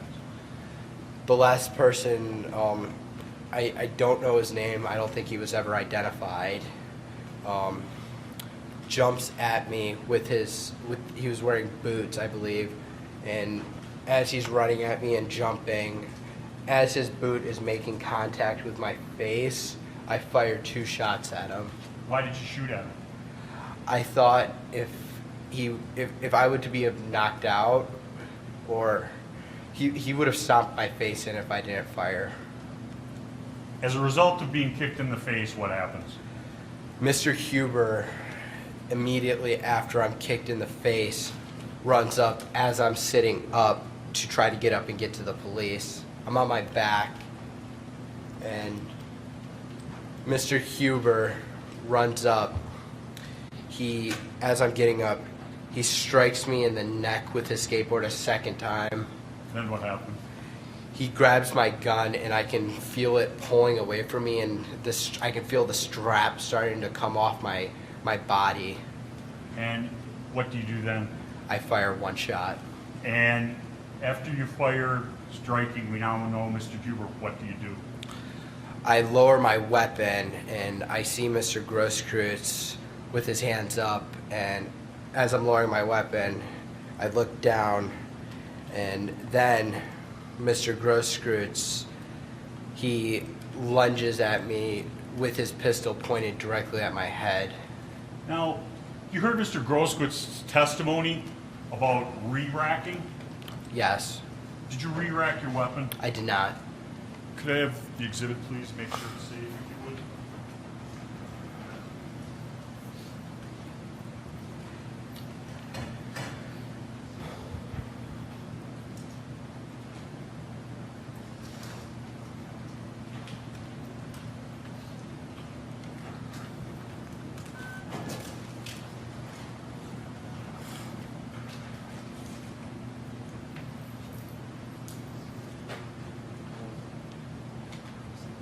They're so bad about safety. Like, he was like trying to carry it across the room. They didn't even check it. They just pull it out of the box and just start handing it around like it's a hot potato. They had to be stopped and told to check it. Showing you what's been previously marked, Exhibit 28. Do you recognize this? I do. Now, when somebody would, as Mr. Grosskreutz said, re-rack, is that this? Yes. Do you call it re-racking? I call it charging, putting a live round into the chamber. And to recharge, you have to pull this all the way back? Yes. Say that's about 4 inches? That's what she said. No, I'm asking you if you agree with that approximation. Mr. Rittenhouse, how far do you think that is? 3-4 inches.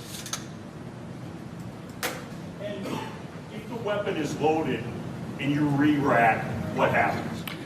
If there is already a round in the chamber, when you re-rack the rifle, a live round would come out, chambering a new round into the chamber. Now, we got to the point where Mr. Grosskreutz is standing in front of you, has his hands up. Correct. And are you aware that he's armed? At that point, I do see a pistol in his hand. Is that the same or different from your first encounter with Mr. Grosskreutz? That is different. And he is standing, you said? How close to you? What I remember is our feet were touching, what it seemed like. Okay. And you do what? My rifle is down, his hands are up, his pistol is in his hand, and then Mr. Grosskreutz looks at me, and that's when Mr. Grosskreutz brings his arm down like this, like his arm is like that with me on the ground, and his pistol is pointed at me, and that's when I shoot him.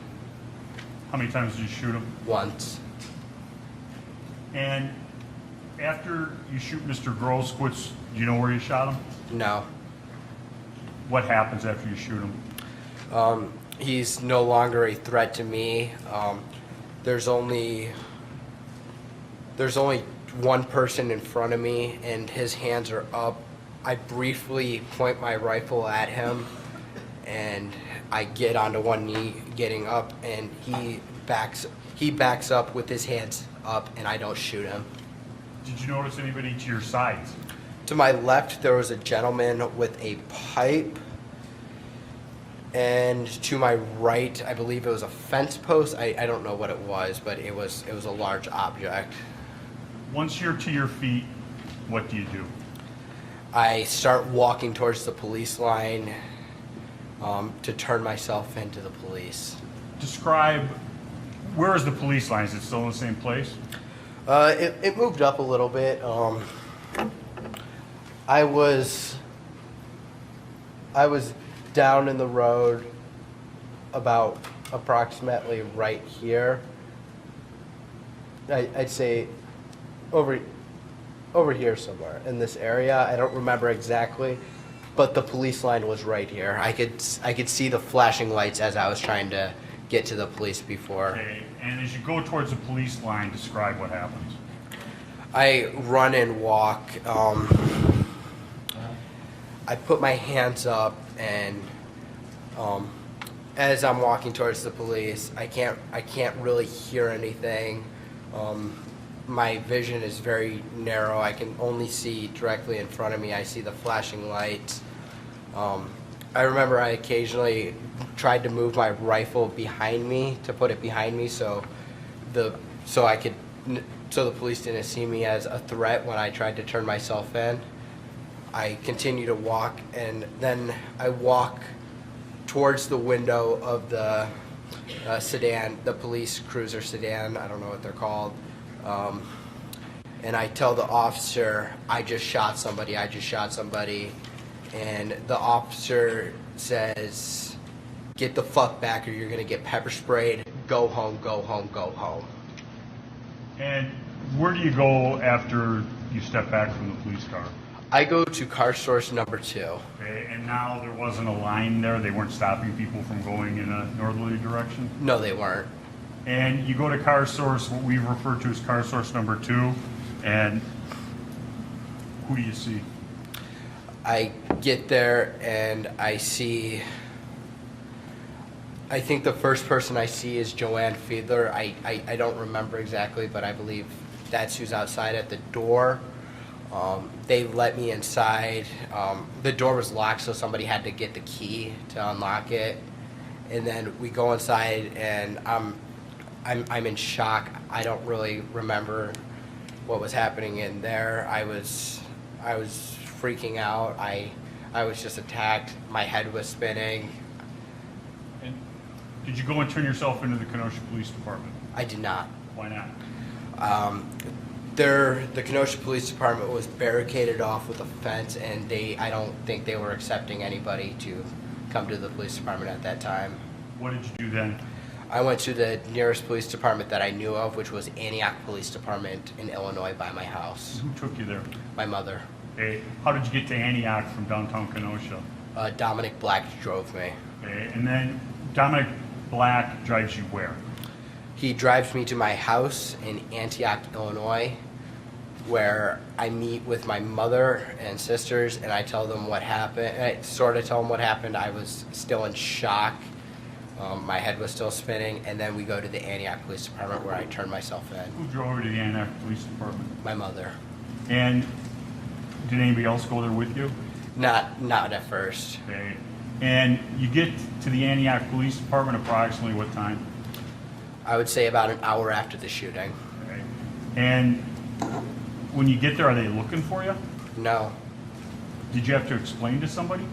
I had to tell them that I was just involved in a shooting in Kenosha and I needed Kenosha detectives. Okay. Did they take you into custody immediately? No. What did they do? They had me sit in the lobby of the police department. Were you handcuffed to a chair? I was not. Did you stay there? For about... I couldn't give you the exact time, but until Detective Howard and Detective Antaranium showed up. Okay. And were you having any physical discomfort as you waited there? I was vomiting and having panic attacks, and my head was spinning, and I couldn't think clearly at that point. I have nothing further. Mr. Tim?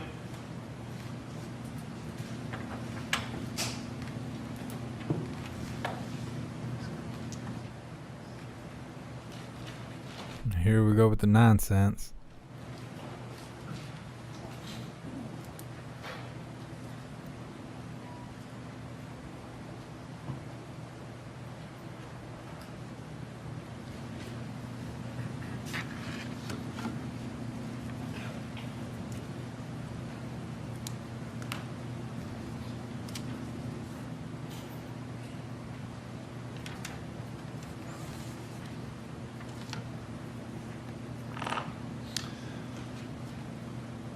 Good morning, Mr. Rittenhouse. Good morning. Everybody that you shot at that night you intended to kill, correct? I didn't intend to kill them. I intended to stop the people who were attacking me. By killing them? I did what I had to do to stop the person who was attacking me. By killing them? 2 of them passed away, but I stopped the threat from attacking me. By using deadly force? I used deadly force. That you knew was going to kill? I didn't know if it was going to kill them, but I used deadly force to stop the threat that was attacking me. You intentionally used deadly force against Joseph Rosenbaum, correct? Yes. You intentionally used deadly force against the man who came and tried to kick you in the face, Yes. correct? You intentionally used deadly force against Anthony Huber, correct? Yes. You intentionally used deadly force against Gage Grosskreutz, correct? Yes. With regard to Joseph Rosenbaum, you fired 4 shots at him, correct? Yes. You intended to kill him, correct? I didn't intend to kill him. I intended to stop the person who was attacking me and trying to steal my gun.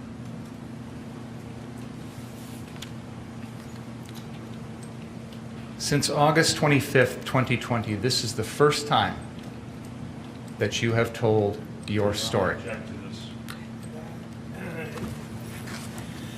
Sustained.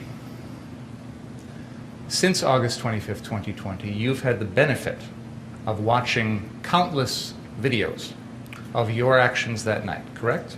I've seen certain videos, not all of them. I've seen the majority of them actually here during the trial. You've also had the opportunity to read articles. People have written interviews, things like that, about what happened that night, correct? I do my best to avoid what people write on the internet. A majority of it's not true. You have also sat here through 8 days of trial, correct? Yes. And you've had the opportunity to watch all of the videos that have been Yes. played in this trial? Yes. Sir, if you could please let me finish my question before answering. And I will do my best to let you finish your answer before I go on to the next question. Fair? Yes. You have also had the opportunity to listen to the testimony of all 30-some witnesses that have testified in this trial so far, correct? Yes. And after all of that, now you are telling us your side of the story, correct? Correct. I'm going to ask you folks to go in the library for just a second. Please don't talk about the case.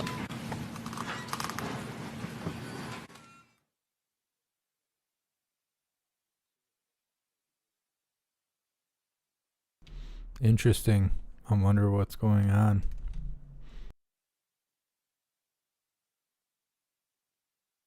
This prosecutor is so pissy because all anybody can think about is how trashy they are trying to manipulate that photographer yesterday.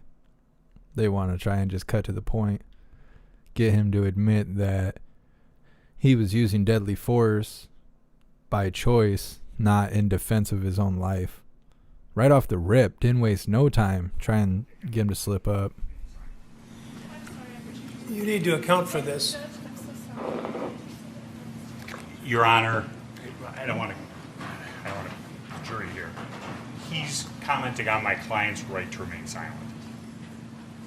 No, Your Honor. I am making the point that after hearing everything in the case, now he's tailoring his story to what has already been introduced. The problem is, this is a grave constitutional violation for you to talk about the defendant's silence. And that is, and you're right on the borderline. And you may be over, but it better stop. Understood. This is, I can't think of the case, the initial case on it, but this is not permitted. All right. Ask the jury to come in, please.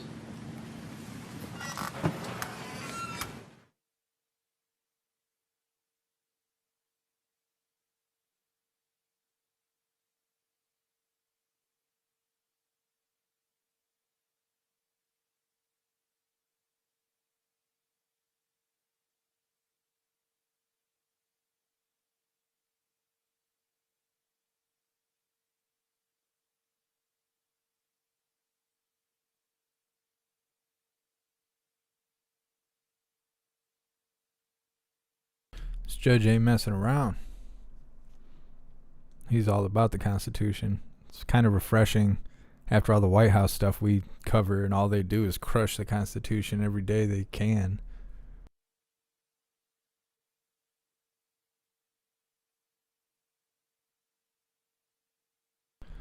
Lisa, I mean, I don't care if you cuss in the chat as long as you're not cussing at other people, but YouTube cares, and so it causes most of your comments to get flagged. And then if I'm on this page, I can try and pass them through, but I'm also handling 4 other chats and whatever else I got going on.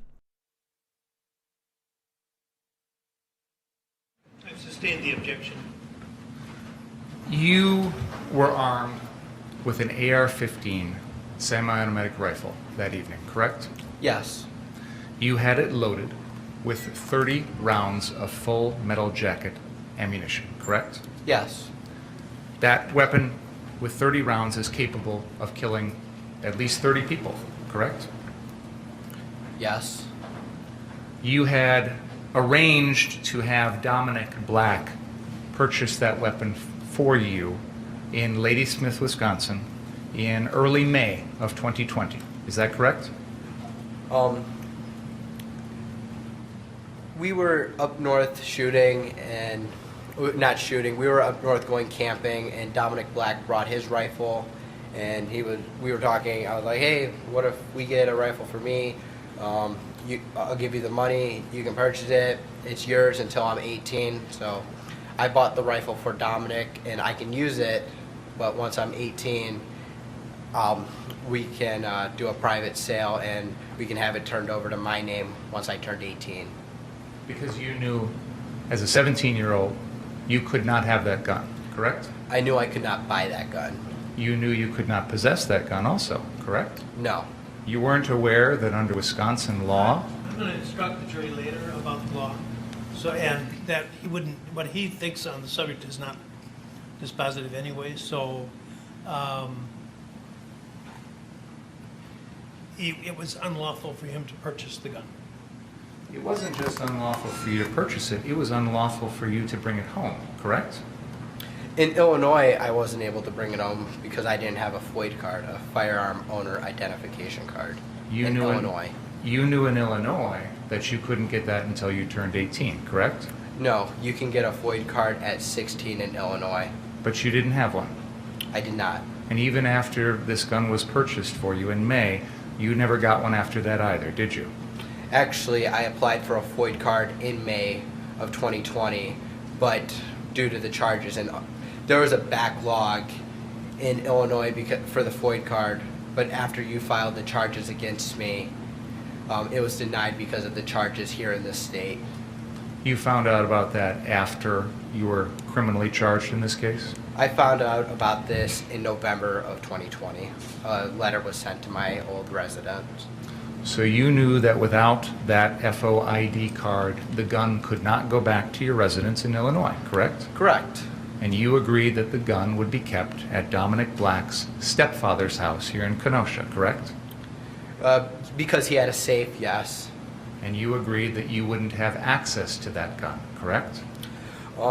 We agreed that the only time I would use the gun is when I was with him and we would go to like the Bristol shooting range or up north to his land. But the only time prior to the night of August 25th, 2020 that you ever used that gun was up in Ladysmith, correct? Correct. So you didn't go to the Bristol shooting range ever I with did. that gun? Not with that rifle, but I did. Pay attention to my question, please. You didn't ever go to the Bristol shooting range with that gun, correct? Correct. And you picked out that gun because Dominic had one, correct? Yeah. You could have, if you wanted to, chosen from any number of guns that were for sale, fair enough? That were at that store. There weren't many, but yes. I'm sure the store in Ladysmith isn't the only store that sells guns, correct? You can ask questions. That was a question. No, it was a statement. Isn't it correct, Mr. Rittenhouse, that there are other places to purchase guns besides that one store in Ladysmith, Wisconsin? I believe so, but that's where we're at, so that's where we got the gun. And you, if you wanted to, could have given Dominic Black money to purchase a gun at other locations. Fair? Didn't cross my mind, but now that you say it, yeah. Why did you pick or want Dominic Black to buy for you an AR-15 as opposed to a pistol or a shotgun or some other type of rifle? I cannot legally possess or carry a pistol because I'm not 18 in Wisconsin. I believe it's 18 in Wisconsin for a pistol. But with the rifle, I knew I could possess that rifle. I knew I couldn't buy it, but I knew I could like take it to like the shooting range or possess it. And with shotguns, they didn't have any shotguns in stock. That was my original plan, to get a shotgun for trap shooting, but there weren't any at that Lady Smith store, and I didn't want to go to Walmart and buy one. So your understanding at that time was that Wisconsin law prohibited you as a 17-year-old from possessing a pistol, but you could have an AR-15? Yes. What was that understanding based on? The understanding was based on when we would go up north, it was me, Dominic, and my sister, and we were allowed to carry the rifles around, and the officers over there said it was fine. I'm going to move to strike as hearsay, to what officers would have told You them. asked the question on what the source of his knowledge was. It's not admissible, and none of this is, frankly, and that's why I interrupted before. What the defendant believes the law to be, what the district attorney believes the law to be, what the defense believes the law to be, are irrelevant. I will tell you, when I instruct you, what the law of Wisconsin is pertaining to the possession of a firearm by a person under 18, and that'll be the source of your knowledge. I'm allowing the testimony right now because it bears on, there's an old maxim under the law, ignorantia juris non excusat. Ignorance of the law is not an excuse. Ignorance of the criminal law is not an excuse. If you commit a criminal act, whether you knew it was criminal or not, you're responsible for your conduct. And because you're responsible to know the law. It's not relevant, except in this case, there are specific issues about his awareness and knowledge about certain conduct that is relevant on some issues. So it's quite complicated. Hopefully it'll sort out when I instruct you at the end. But that's why I'm allowing the questions and the answers, but do not be confused about anything that these people say is not necessarily accurate as to the state of Wisconsin law. Any question about that? Okay, thanks. Go ahead. So you're telling us that the reason that you wanted Dominic to buy you an AR-15 as opposed to a pistol is the only reason was because you felt you couldn't lawfully possess a pistol? Correct. You didn't pick out the AR-15 for any other reason? I thought it looked cool, but no. You didn't pick it out because you wanted to go hunting with it, did you? No. You didn't pick it out because you were going to use it to protect your house, correct? Correct. You picked it out because it looked cool. I thought it looked cool. Guess that's the reason, yes. It resembled the types of weapons that are used in first-person shooter video games, correct? I don't really play first-person shooter video games. I have, but I believe there's a variety of guns, including shotguns, pistols. There's guns in video games that resemble all guns. Isn't it true when you would hang out with Dominic Black, you'd play Call of Duty and other first-person shooter video games? Sometimes. And those are games in which you use weapons like AR-15s to pretty much shoot anybody who comes at you, correct? It's a video game where two players are playing together. I don't really understand the meaning of your question, to be honest. Isn't one of the things people do in these video games try and kill everyone else with your guns?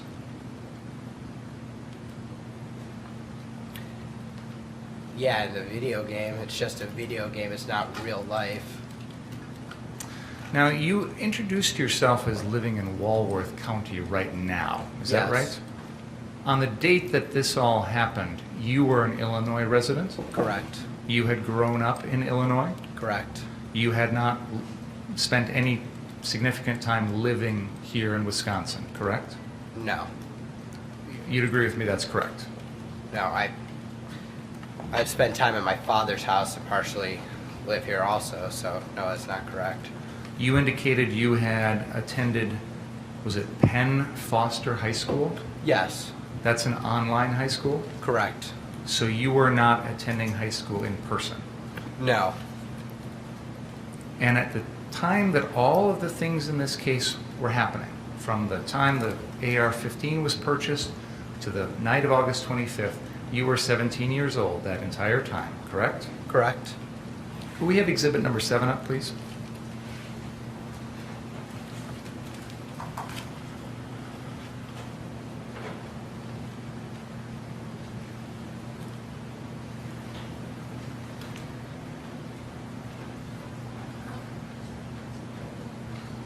He's got the best username ever.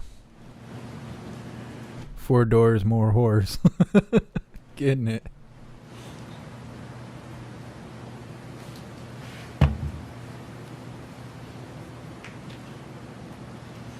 Prosecutor's trying not to cry right now.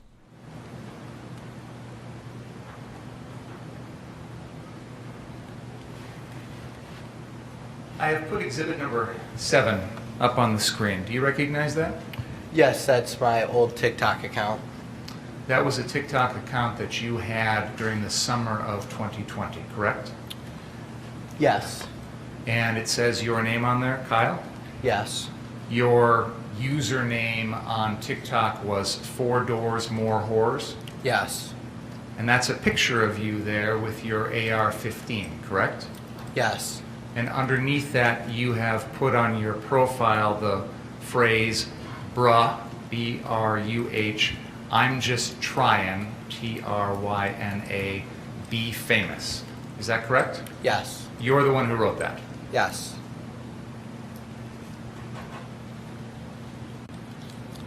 You testified that at some point you were involved in some sort of EMT cadet program.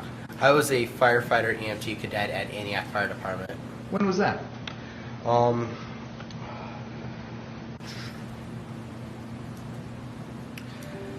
I was a cadet at the Antioch Fire Department, I believe from 2018 or 2019 up until the incident of August 25th. An EMT cadet is someone who's just beginning the process of eventually achieving full EMT certification. Is that correct? No.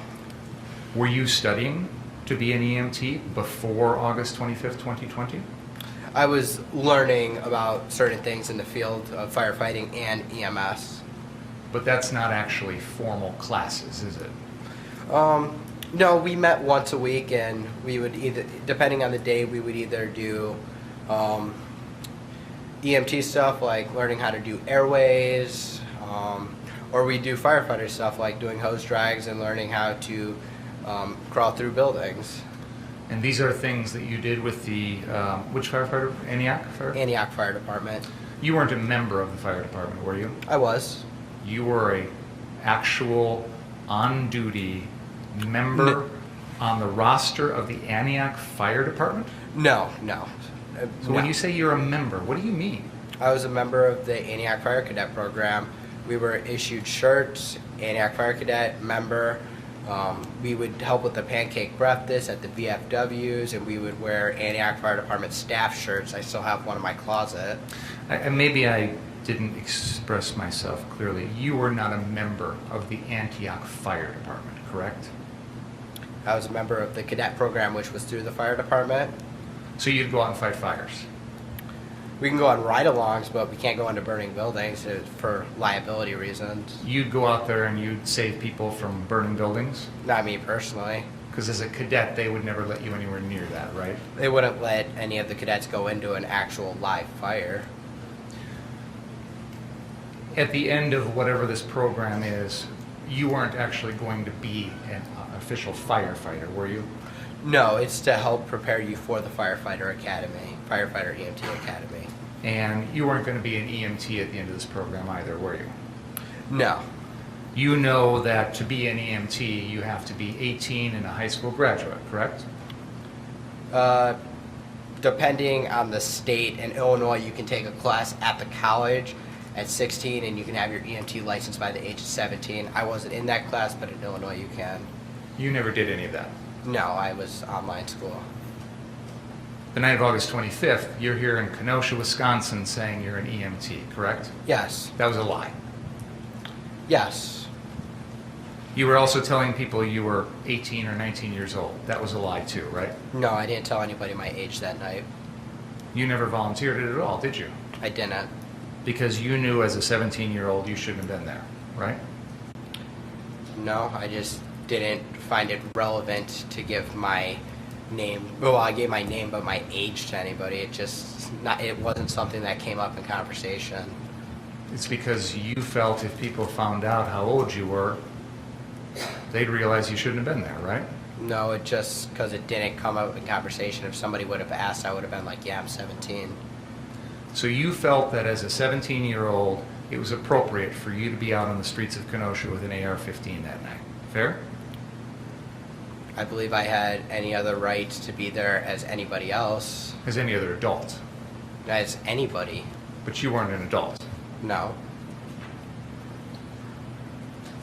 You indicated that you were working at the Recplex and had been working at the Y before that. Is that right? Yes. That was a YMCA down in Illinois, correct? Correct. And you had gotten furloughed there when COVID hit in March? Yes. And you'd only started working at the Recplex on August 14th, correct? I believe I got hired before that, but I was on vacation on August 14th, so I was on vacation, so I couldn't start until August 14th. Your first time working at the Recplex was on August 14th, correct? I believe that was my first day. And then you worked the week after that from August 17th to August 23rd, correct? I believe so, till August 24th I worked. And then your final shift was on August 24th, correct? Yes. You worked a total of 41 and a half hours at the Recplex, correct? That's the number you got? And you were a lifeguard? Yes. You were walking around their swim area with one of those red, long, life-saving things, monitoring the pool, correct? A rescue tube, yes. Okay. So, but that was at the indoor pool at the Recplex? It was at the indoor, it was at the, I don't know if you're familiar with the Recplex. I am. I guarded the water park area and the competition pool. Okay. So they've got a water park area with a slide and a zero-entry pool, is that right? Yes. And then next to that, they've got a larger, almost Olympic-sized pool where swim meets happen.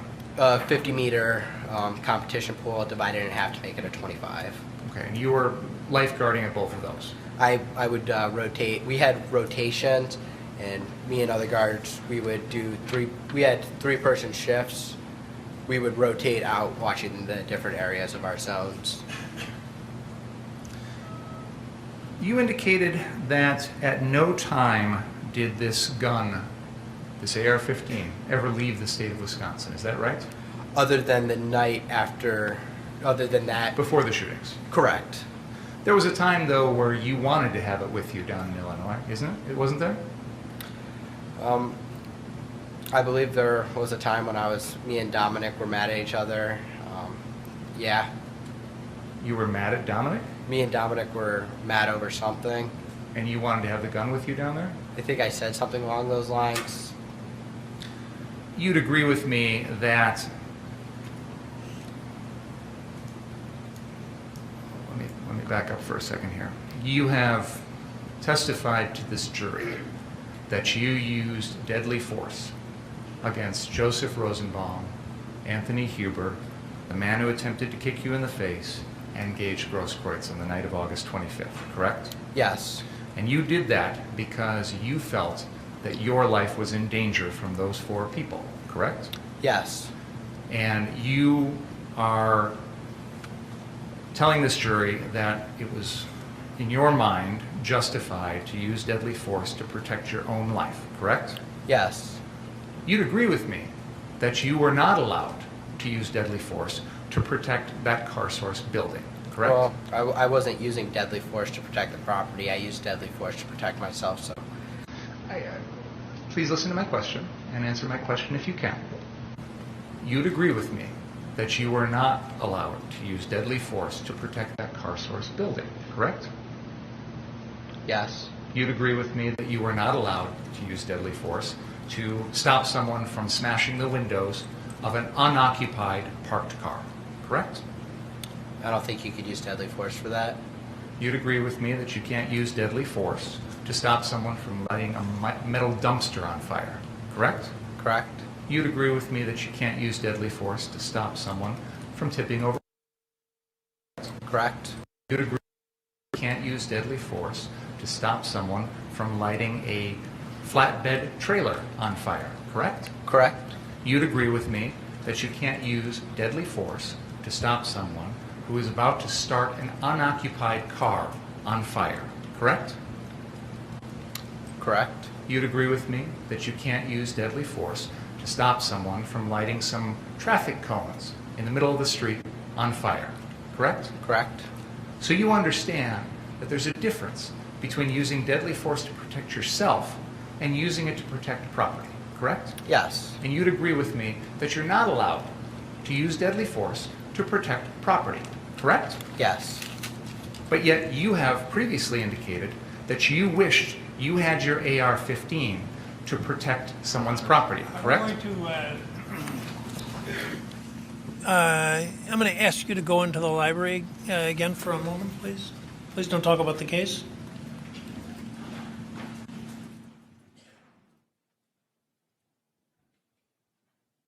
I think the judge is going to punch the prosecutor in the face. I think he's had enough.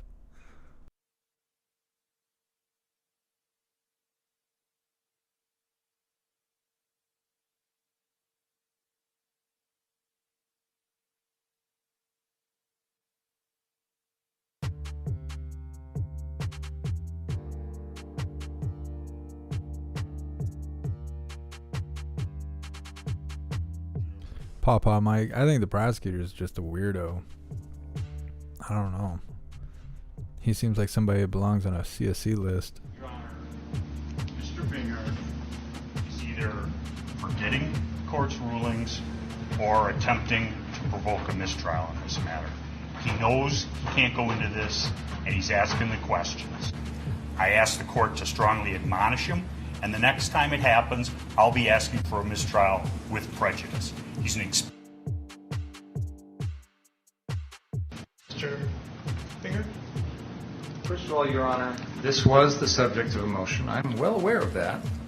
And the court left the door open. For me, not for you. Yeah, pick a fight with the judge. Come and asked for reconsideration. You did on the one motion, and in fact, I granted your motion for reconsideration. That was not our motion. Excuse me. I did. I granted. We did not move that to was reconsider. Their motion. We have not filed any me. motions to reconsider in this case. That was their motion for reconsideration, which I denied. But I said I denied it, or I indicated a bias towards denial is what I did. Held it open with a bias towards denial. Why would you think that that made it okay for you, without any advance notice, to bring this matter before the jury? I was astonished when you began your examination by commenting on the defendant's post-arrest silence. That's basic law. It's been basic law in this country for 40 years, 50 years. I have no idea why you would do something like that. And it gives, I'll leave it at that. So I don't know what you're up to. May I respond? Yes. We filed an other acts motion on this exact issue because, in my mind, and I argued this, it is identical to what was going on the night of August 25th, in the sense that the defendant was using this exact same weapon. He was using it in a manner to try and protect property. No, he wasn't. Your Honor, with all due respect, I'm not going to rehash the motion. That's absolutely untrue. No. Your argument's of record. My comments are of record, and why I ruled as I did is of record. There's nothing that I heard in this trial to suggest anything's changed. Even if you're correct in your assumption that you know more than I did at the time, you should have come to the court and say, I want to go into this. Why you would think that you could go into it without any advance notice to the court, I don't understand that. And as the defense is pointing out, you're an experienced trial lawyer, and this should not have been gone into. Your Honor, there have been things in this case, testimony in this case, that I believe opens the door to this. For example, the defense has introduced evidence that the defendant pointed a gun at a man wearing yellow pants because that person was on a car on the car source lot. Now, there's no justification that I can think of why the defendant would point that gun at someone. The defendant has just testified this morning that he agreed with that person in the yellow pants, that he pointed the gun at him. He said, I was joking when I said that to the guy in the yellow pants, but he said, he's acknowledged that he told the person in the yellow pants, yeah, you're right. I did point a gun at you when you were sitting on a car. He said, hey. Lying. Exactly. So he's agreeing. May I finish, please? I'd like to have a chance to make a record if I could, without being interrupted, if that's okay. What a piece of shit. He has mentioned that he's acknowledged that he's used this gun to protect property. He's also just acknowledged that he knows he can't do that. I am attempting to impeach him now with the prior August 10th incident, 15 days prior, involving the same gun, where he is threatening to use that gun to protect property. It goes... He had the gun with him.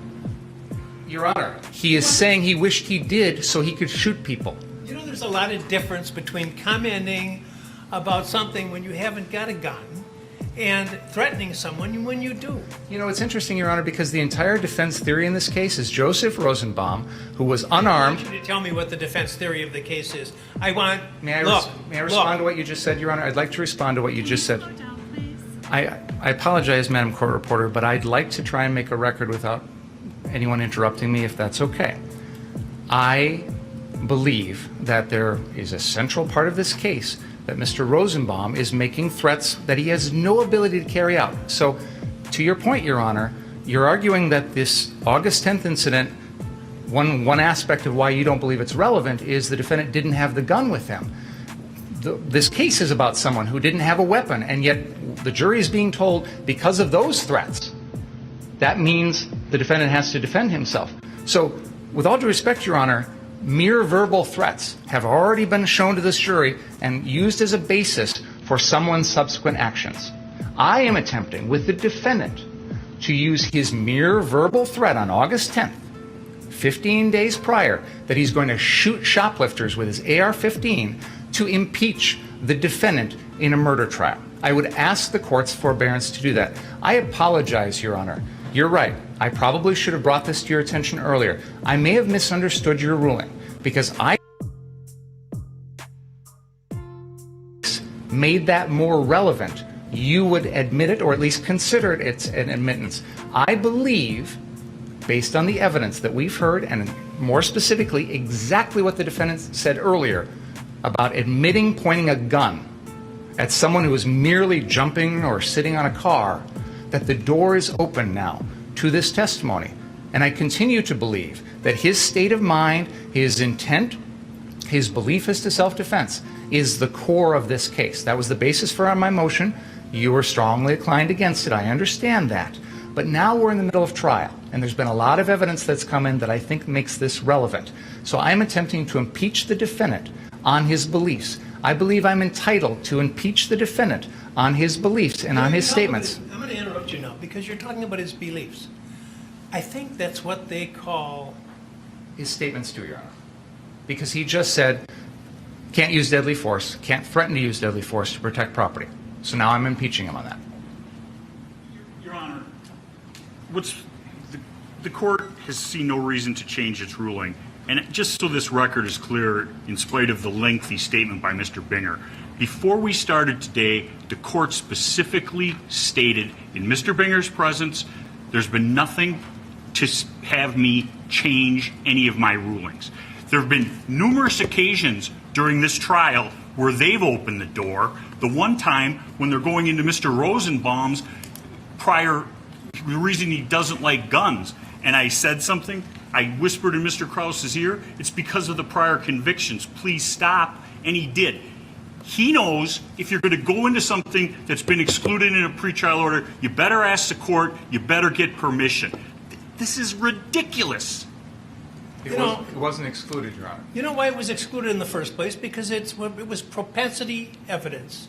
That is exactly what 90404 is designed to prevent. You're talking about his attitudes. His attitude is he wants to shoot people. Now, I've admitted that kind of evidence in other trials when it's been appropriate. I didn't admit it in this case because, to me, what I've heard in this trial, and by the way, Mr. Richards absolutely correctly points out that just hours ago, I said I had heard nothing in this trial to change any of my rulings. So why? Testimony, Your Honor. Pardon me? That was before the defense Don't testimony. get brazen with me. You knew very well. You know very well that an attorney can't go into these types of areas when the judge has already ruled without asking outside the presence of the jury to do so. So don't give me that. That's number one. Number two, this is propensity evidence. I said at the time that I made my ruling, and I'll repeat again now for you, I see no similarity between talking about wishing you had your AR gun, which you don't have, so that you could fire rounds at these thought to be shoplifters, and the incidents in these cases, which are not, there's nothing in your case that suggests the defendant was lying in wait to shoot at somebody or reflecting upon the shooting for a vast amount of time. Every one of the incidents involves matters that involve seconds in time. So I commented at the time, I don't see the similarity, and I don't see the similarity now. If it's not similar, that's the whole rule. Those are all the exceptions to 90404. Check the authorities. Wigmore and evidence. Judge Weinstein. Colonel McCormick. It's the crime. The prior act has to bear the signature of the accused, or it has to be so similar as to suggest it's a common plan or something like that. You have an incident where he's making comments about some alleged shoplifters versus crimes that involve instantaneous actions, whether premeditated murder or whether self-defense, that's for the jury to decide. But I don't see the similarity. I said it couldn't come in, and it isn't coming in, no matter what you think. Number two, I have to be concerned that with what Mr. Richards has said about the progress of the trial, and when you were I said you were over the line, close to or over the line on commenting on the defendant's pretrial silence, which is a well-known rule. I'm astonished that would have been an issue. So I don't want to have another issue as long as this case continues. Is that clear? It is. Thank you. Ask the jury to come back in, please.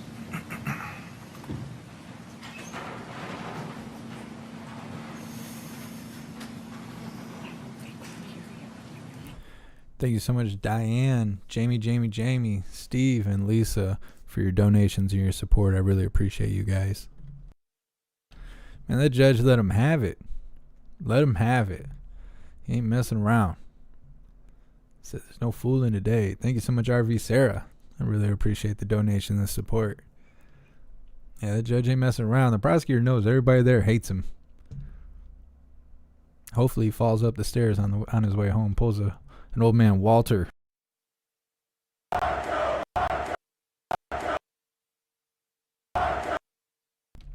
I don't know what I did. I broke my sound button somehow.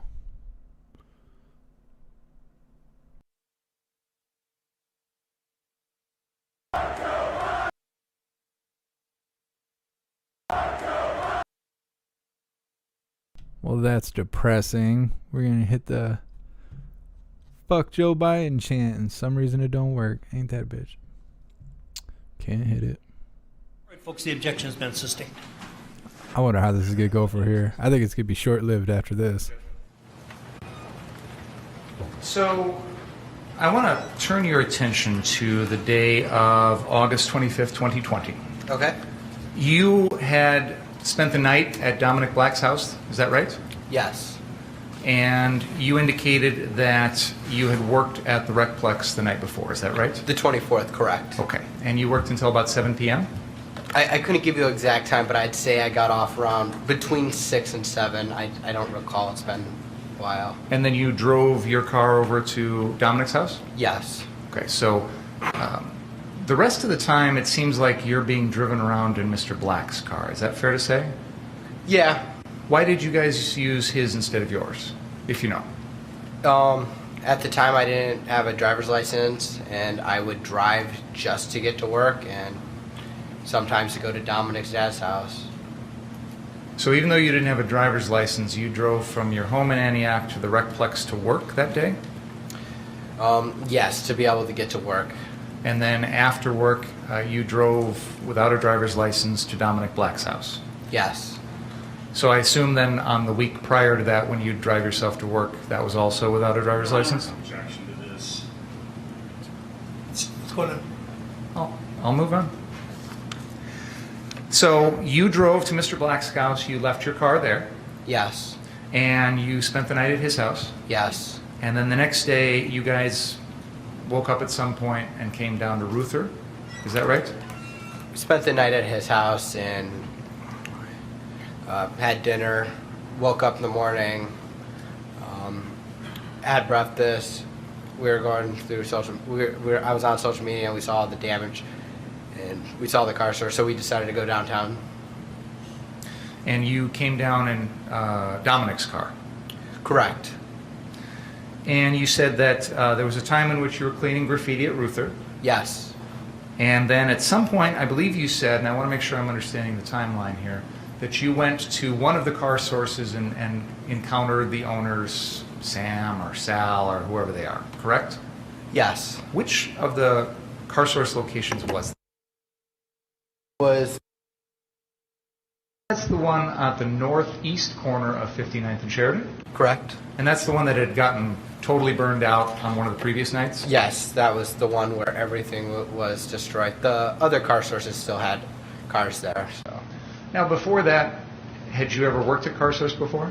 I have not. Had you ever bought a car there before? I have not. Had you ever even heard of Car Source before all that? Yes. Through Dominic? Well, no.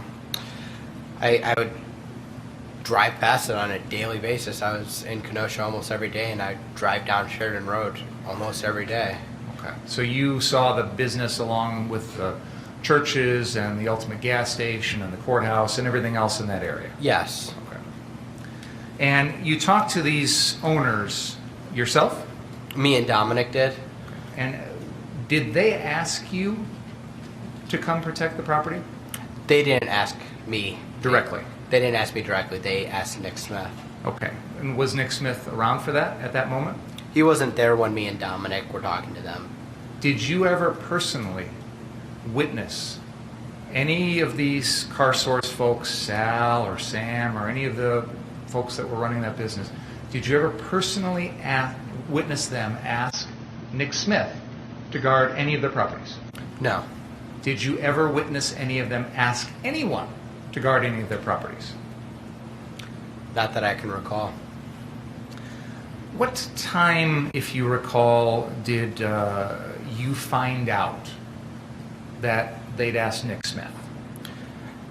I believe I said in my direct examination between 3:15 and 3:30. And that was shortly after you had sent a text to Sam, right? Correct. And you texted him and asked him if you could protect his business that night, correct? I did. And in that text you said, I'm more than willing and will be armed, correct? Yes. You meant you'd be armed with your AR-15? Yes. And you said that me and my brother would both be there armed, correct? Yes. By your brother you meant Dominic? Yes. He's obviously not legally your brother. No. And you said in the text I just need address. Do you recall that? Yes. Why did you need the address of a location you'd already been to? I just wanted to like pinpoint it and on the Google Maps because GPS, because with all the roads were closed down in Kenosha. I just wanted to know the best route to drive there with Dominic. But you just told us that you drove past here every day up and down Sheridan. Why did you need GPS to help you find a place that you drive past every day? The roads weren't closed when I drove past them every day. But you still knew where you were going, right? Sort of, but with like the back roads. Okay, so let's talk about the roads being closed. What do you mean by that? Well, Sheridan Road was closed off, and I'm trying to remember. I don't think there were a lot of roads closed off. I couldn't tell you exactly their names right now. Was that because there was construction going on? No, they were closed off because of the riots. They were closed off to keep people out of the area, right? Yes. And you knew there was a curfew that night, right? I believe I got an emergency alert text at around 8 p.m. Just like everybody else, saying, stay off the streets. I'm sorry. Objection. There's no curfew charge. It's still relevant to his decision making. Just like everybody else, you got a message saying, get off the streets at 8 o'clock that night, right? Yes. And you came down, correct? Already in Kenosha, downtown when I got that message. Once you got that message, you didn't decide, I'm going to leave and go home like I'm supposed to, correct? I stayed at the car source. And you knew that there was this curfew in place that meant you shouldn't be there anymore, correct? There were, I'd say, hundreds, if not thousands of other people there that night that also got the same message. So if they're all breaking the law, you can too? I don't think the curfew was really being enforced. So if a law is not being enforced, you can disregard it? Your Honor. It's argumentative.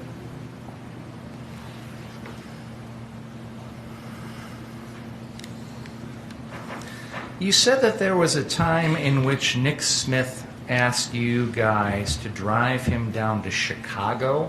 Correct. To buy a piece of body armor? Correct. Down by O'Hare. Correct. And you guys were willing to do that at first? Dominic was willing to do it. It was more of Dominic's thing because Nick Smith was going to throw in like $20 to Dominic when he bought it for like gas. So Nick Smith was going to pay $20 for the gas to drive down to O'Hare where Nick Smith was planning on buying this body armor. Yes. And he needed that body, or the idea was the body armor would be used that night, correct? I believe so. That's why there was some urgency about going down right away, right? Yeah. This was part of the plan to come down to downtown that night, right? He wanted to go to O'Hare to buy the body armor, so yes. Do you understand my question? Can you rephrase Sure, it? Yeah, absolutely. The urgency to get that body armor that day was because he needed it for that night, right? Well, I wouldn't say he needed it, but he wanted it. And instead of making the drive, you gave that your own body armor to Nicholas Smith. Correct. You had it along with you. Yes. You brought it along with you that day because you thought you might need it yourself that night, correct? No, I kept it in my trunk of the car. I always had it. You drive around with body armor in the trunk of your car regularly? Well, it was just in the back of my trunk. I never really took it out. And you said at some point that day you went to Jelinski's. That's the hunting goods, fishing store out on Highway 31 and 52nd Street to buy a couple of slings. Is that right? That's correct. And this was one sling for you and one for Dominic, right? Yes. And you bought two of the identical type of sling, correct? Yes, the cheapest ones they had. And that's a single point sling, meaning it attaches to the gun in one location, correct? Yes. And then it wraps around your body, correct? Yes. And it's designed to help you retain possession of that weapon, correct? You'd probably know more about them than I do. I just got it to hold the rifle, so when I'm doing medical aid, I don't have to sit on the ground and have to worry about it being stolen. Because you realized that you couldn't have that gun on you while you're doing any sort of medical aid, correct? I knew that I couldn't, without a sling, have it on me. That's why I got the sling, so I could have my hands free. But even when you had the sling, there was a time in which you took off your entire gun apparatus and handed it to Joanne Fiedler because it was in the way of you trying to treat someone, right? At that instance, yes, because it was hitting the ground. The rifle was hitting the ground. When I bought it, that was the purpose of it. I don't think it really worked, now that I think of it. This big, long AR-15 really got in the way whenever you tried to help someone, right? It's huge. If you had a handgun, for example, it would have been physically more easy for you to try and treat someone. Fair? If I could have legally carried a handgun, I would have carried a handgun instead of a pistol. I mean, instead of a rifle.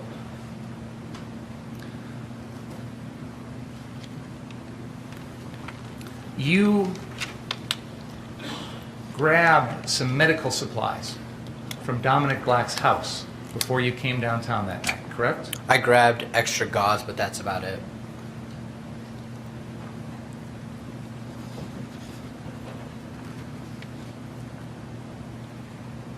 You testified earlier that your AR-15 was loaded with 30 rounds of ammunition. Is that right? Yes. Where did that ammunition come from? That was from our last trip up north, from May, the time we took it up north. So when the gun was left at Dominic Black's house, it had that ammunition with it? Yeah, the ammo was in a box, in a magazine, I don't really know. When you were at Dominic Black's house on August 25th, you found that AR-15 downstairs in his basement, correct? No. Where did you find it at? It was downstairs in the basement, but I was told by Dominic Black, hey, go downstairs, grab your rifle. So you knew up until that point that rifle was being stored in a gun safe in the garage, correct? Correct. And you didn't have the code or any access to that gun safe, correct? I did not. It just happened that on this particular day, Dominic Black's stepfather had moved that gun into the house, correct? Yes. You didn't know that beforehand? I didn't. You didn't know that it had been taken out of the safe? No. And so you went downstairs and grabbed it? After instructed to do so by Dominic, I did. And it had that magazine? After I was instructed to do so. After I was instructed to do so by Dominic, I did go downstairs and grab it. And it had the magazine already inserted in the rifle? It did. And the magazine was already loaded with 30 rounds? I believe so. When did you chamber a round? I don't know if I ever did. Well, you had to have to fire the gun, right? Yeah, I think it was already chambered when I got it. That's what I remember. I don't remember racking it at all that night. Because the way this type of gun works is that you have to have a magazine with ammo in it. You have to insert the magazine into the gun, and then you have to rack it to load one of those rounds into the chamber, correct? Yes. And you were familiar with how to do all of that, correct? Yes. And it can't discharge a bullet unless a bullet is racked into the chamber, correct? Correct. And so your testimony here, as best you can recall, is that you never had to do the initial racking because the bullet was already in the chamber when you took possession of it that day. Is that fair to say? I believe so. I believe that it was already racked. And the ammunition that was in that was full metal jacket ammunition, correct? .223 full metal jacket. .223 being the caliber. Yes. And full metal jacket being the type of casing, correct? Yes. Full metal jacket is the bullet type. The bullet type. Okay, I apologize. And you're aware there are different types of bullets, like hollow point bullets, correct? Yes. Yes. And when you were in the process of purchasing this gun, well, let me back up for a second. You said that the 30 rounds of ammo were left over from previous, I assume you mean when you were up in Ladysmith? Yes. And you were practicing with the gun up there? Yes. And Dominic Black's family has some sort of firing range or shooting range up there, is that right? They have a gravel pit where it's safe to shoot. And you and Dominic would practice with your AR-15s shooting at targets in that gravel pit, correct? Correct. And you would shoot at targets as far as, what, 75 yards away? No. How close were the targets? I think the furthest I ever got was maybe from me to the TV. You didn't shoot at any targets farther away than that? No. Dominic Black testified that he shot at targets 75 yards away. Did you see him do that? I didn't, but I don't know what Dominic Black saw or what Dominic Black was shooting at. I wasn't with him when he did that. But you were aware of the fact that the AR-15 was capable of hitting targets much further away than you to the TV, correct? I believe so. Did you know the capabilities of your own weapon? I knew that it could shoot, and I believe from a distance. I don't know how far. I'm not an expert on AR-15s. Did you personally purchase that .223 full metal jacket ammunition? I did not. Who did? Dominic did. Did you ask him to purchase it? I did not. So you didn't know what type of ammo was in that gun. Is that right? I knew they were .223 full metal jackets. I put it in a magazine. So you knew the type of round, but you didn't know what those rounds were capable of doing. Is that fair to say? Believe a bullet's a bullet. As you sit here today, you know that there are different types of bullets, right? Yes. You know that hollow point bullets, for example, do different things to a animal or a human than full metal jacket bullets, correct? Yeah. Full metal jacket is a defense round, like another type of defense round. I know people use full metal jacket for hunting, and hollow point is something that causes more damage. Hollow point bullets are designed to hit the animal that they're being shot at, let's say a deer, for example, and explode inside that body, correct? No, I don't think so.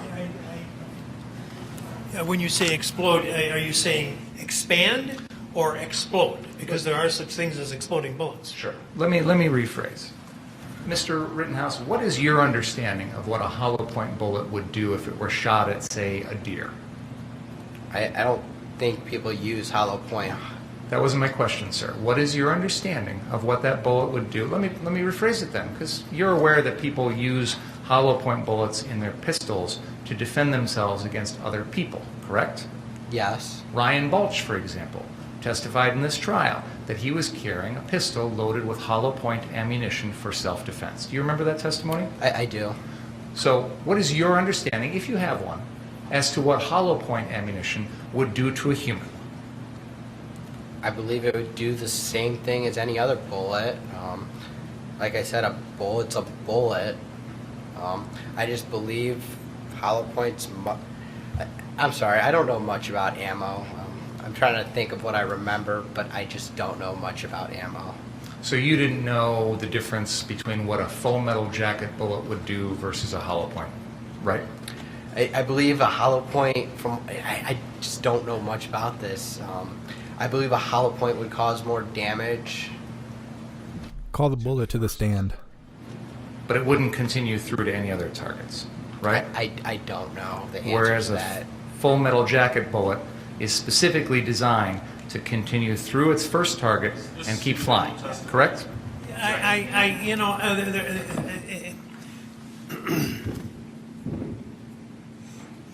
First of all, the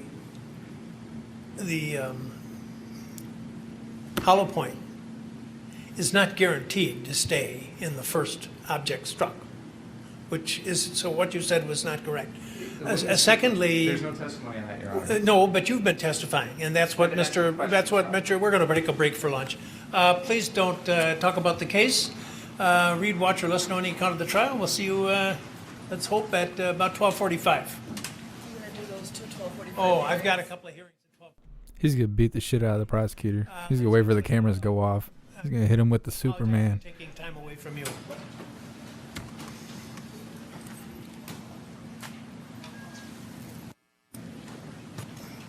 Oh, is he gonna throw the book at him? He wants to eat this prosecutor alive. He just doesn't because he knows the prosecutor would like that. My goodness. Hopefully the prosecutor don't even come back from lunch. They find him hanging from his car door handle. He Clintoned himself. Yep. I don't know. I think Kyle's doing pretty good so far. I like that every time the prosecutor asks him a question, he doesn't just say yes or no. He puts forth his input to give a descriptive answer, which in my opinion is better, because when somebody states a question and you just say yes or that you agree, their word choice is being documented as the same thing as if you said it. So for him to give like a description of his answer, he's agreeing but in his own words, which in certain scenarios, especially when you got a slimy prosecutor like that, is beneficial because, as I mentioned earlier, the word selection is very important. The prosecutor, although he's a snake, he ain't stupid. He's wording things that way on purpose. If he can get Kyle to say yes to any of these things without any kind of description, just to simply agree, he's most likely stacking sentences together that if you were to read it back or to step back and look at it as a whole, like he was saying, threatening the guy in yellow pants with a weapon, using deadly force to protect property. He was trying to prove that just because Kyle had said, "Oh, I pointed a gun at you," in a sarcastic manner, the prosecutor was trying to take it out of sarcasm and use it as an admission of guilt because of the way that that was all worded. So like I had stated earlier, you know, your words matter outside of court, but especially in court. It matters very much. I think that Kyle's doing pretty good so far. I think we'll see him prevail. I don't know what's going to happen with the minor in possession charge, because if he was to get the POID, whatever that is, I've never even heard of that. But if he was to get that, then he would have kind of, well, I don't really know, because as far as I know, they don't have that in Wisconsin. So I don't know. That's kind of a tricky thing. It doesn't seem as clear as it did prior to them talking about that as far as a minor in possession of a pew-pew. I don't think he's going to get the other ones, though. I think he's going to walk. I think he's getting self-defense. I think if they sentence him guilty, the judge is going to punch the prosecutor in the face until he rage quits, and then he'll go join Antifa. So anyways, we're going to do some shout-outs, and then we're going to do the Pledge of Allegiance, and then we're going to wrap this up for lunch. So let's get this going.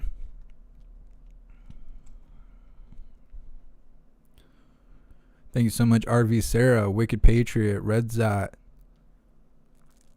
Greenish Kim, Jamie, Diane, Steve, Lisa, 69 a Drummer, Golfing Guns, and Donna. Thank you so much for your donations and your support. I really appreciate you guys. Thank you so much for being here. If you're new, please subscribe or follow on whichever platform you're currently watching right now in order to be connected to my channel and to help my channel grow so we can show the truth to new viewers. So please consider subscribing or following, and also take a moment to join the Discord if you would like to be notified every single time we go live, no matter where we go live, and you won't have to rely on these crappy platforms algorithm to notify you. If they feel like it, you'll be notified directly from me. All the hooligans are in the Discord for you to converse with, talk about the trial, or just talk about your day, whichever you prefer. And we also have a news board for you to read news that's coming in from all over the world to stay up to date on what's going on. Let's get this Pledge of Allegiance in. And then we'll read the results from the poll that I put up.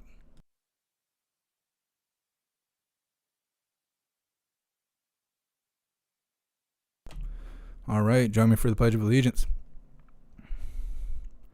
I pledge allegiance to the flag of the United States of America and to the republic for which it stands, one nation, under God, indivisible, with liberty and justice for all.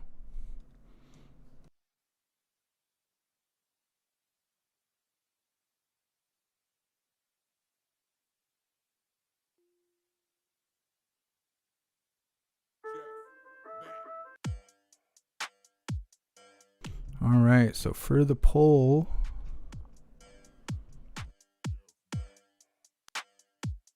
$946 legitimate votes.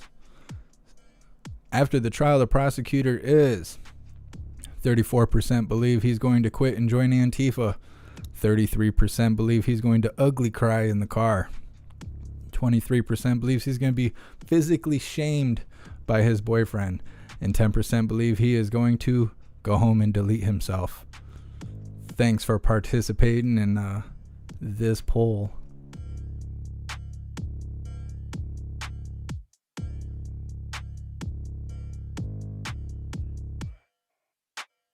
Miss Jamie, you're funny. All right, thank you guys so much for being here. We were on a lunch break. I want to say they were talking about being back in about 30 minutes, so get some snacks, get something to drink, maybe get a beer for later.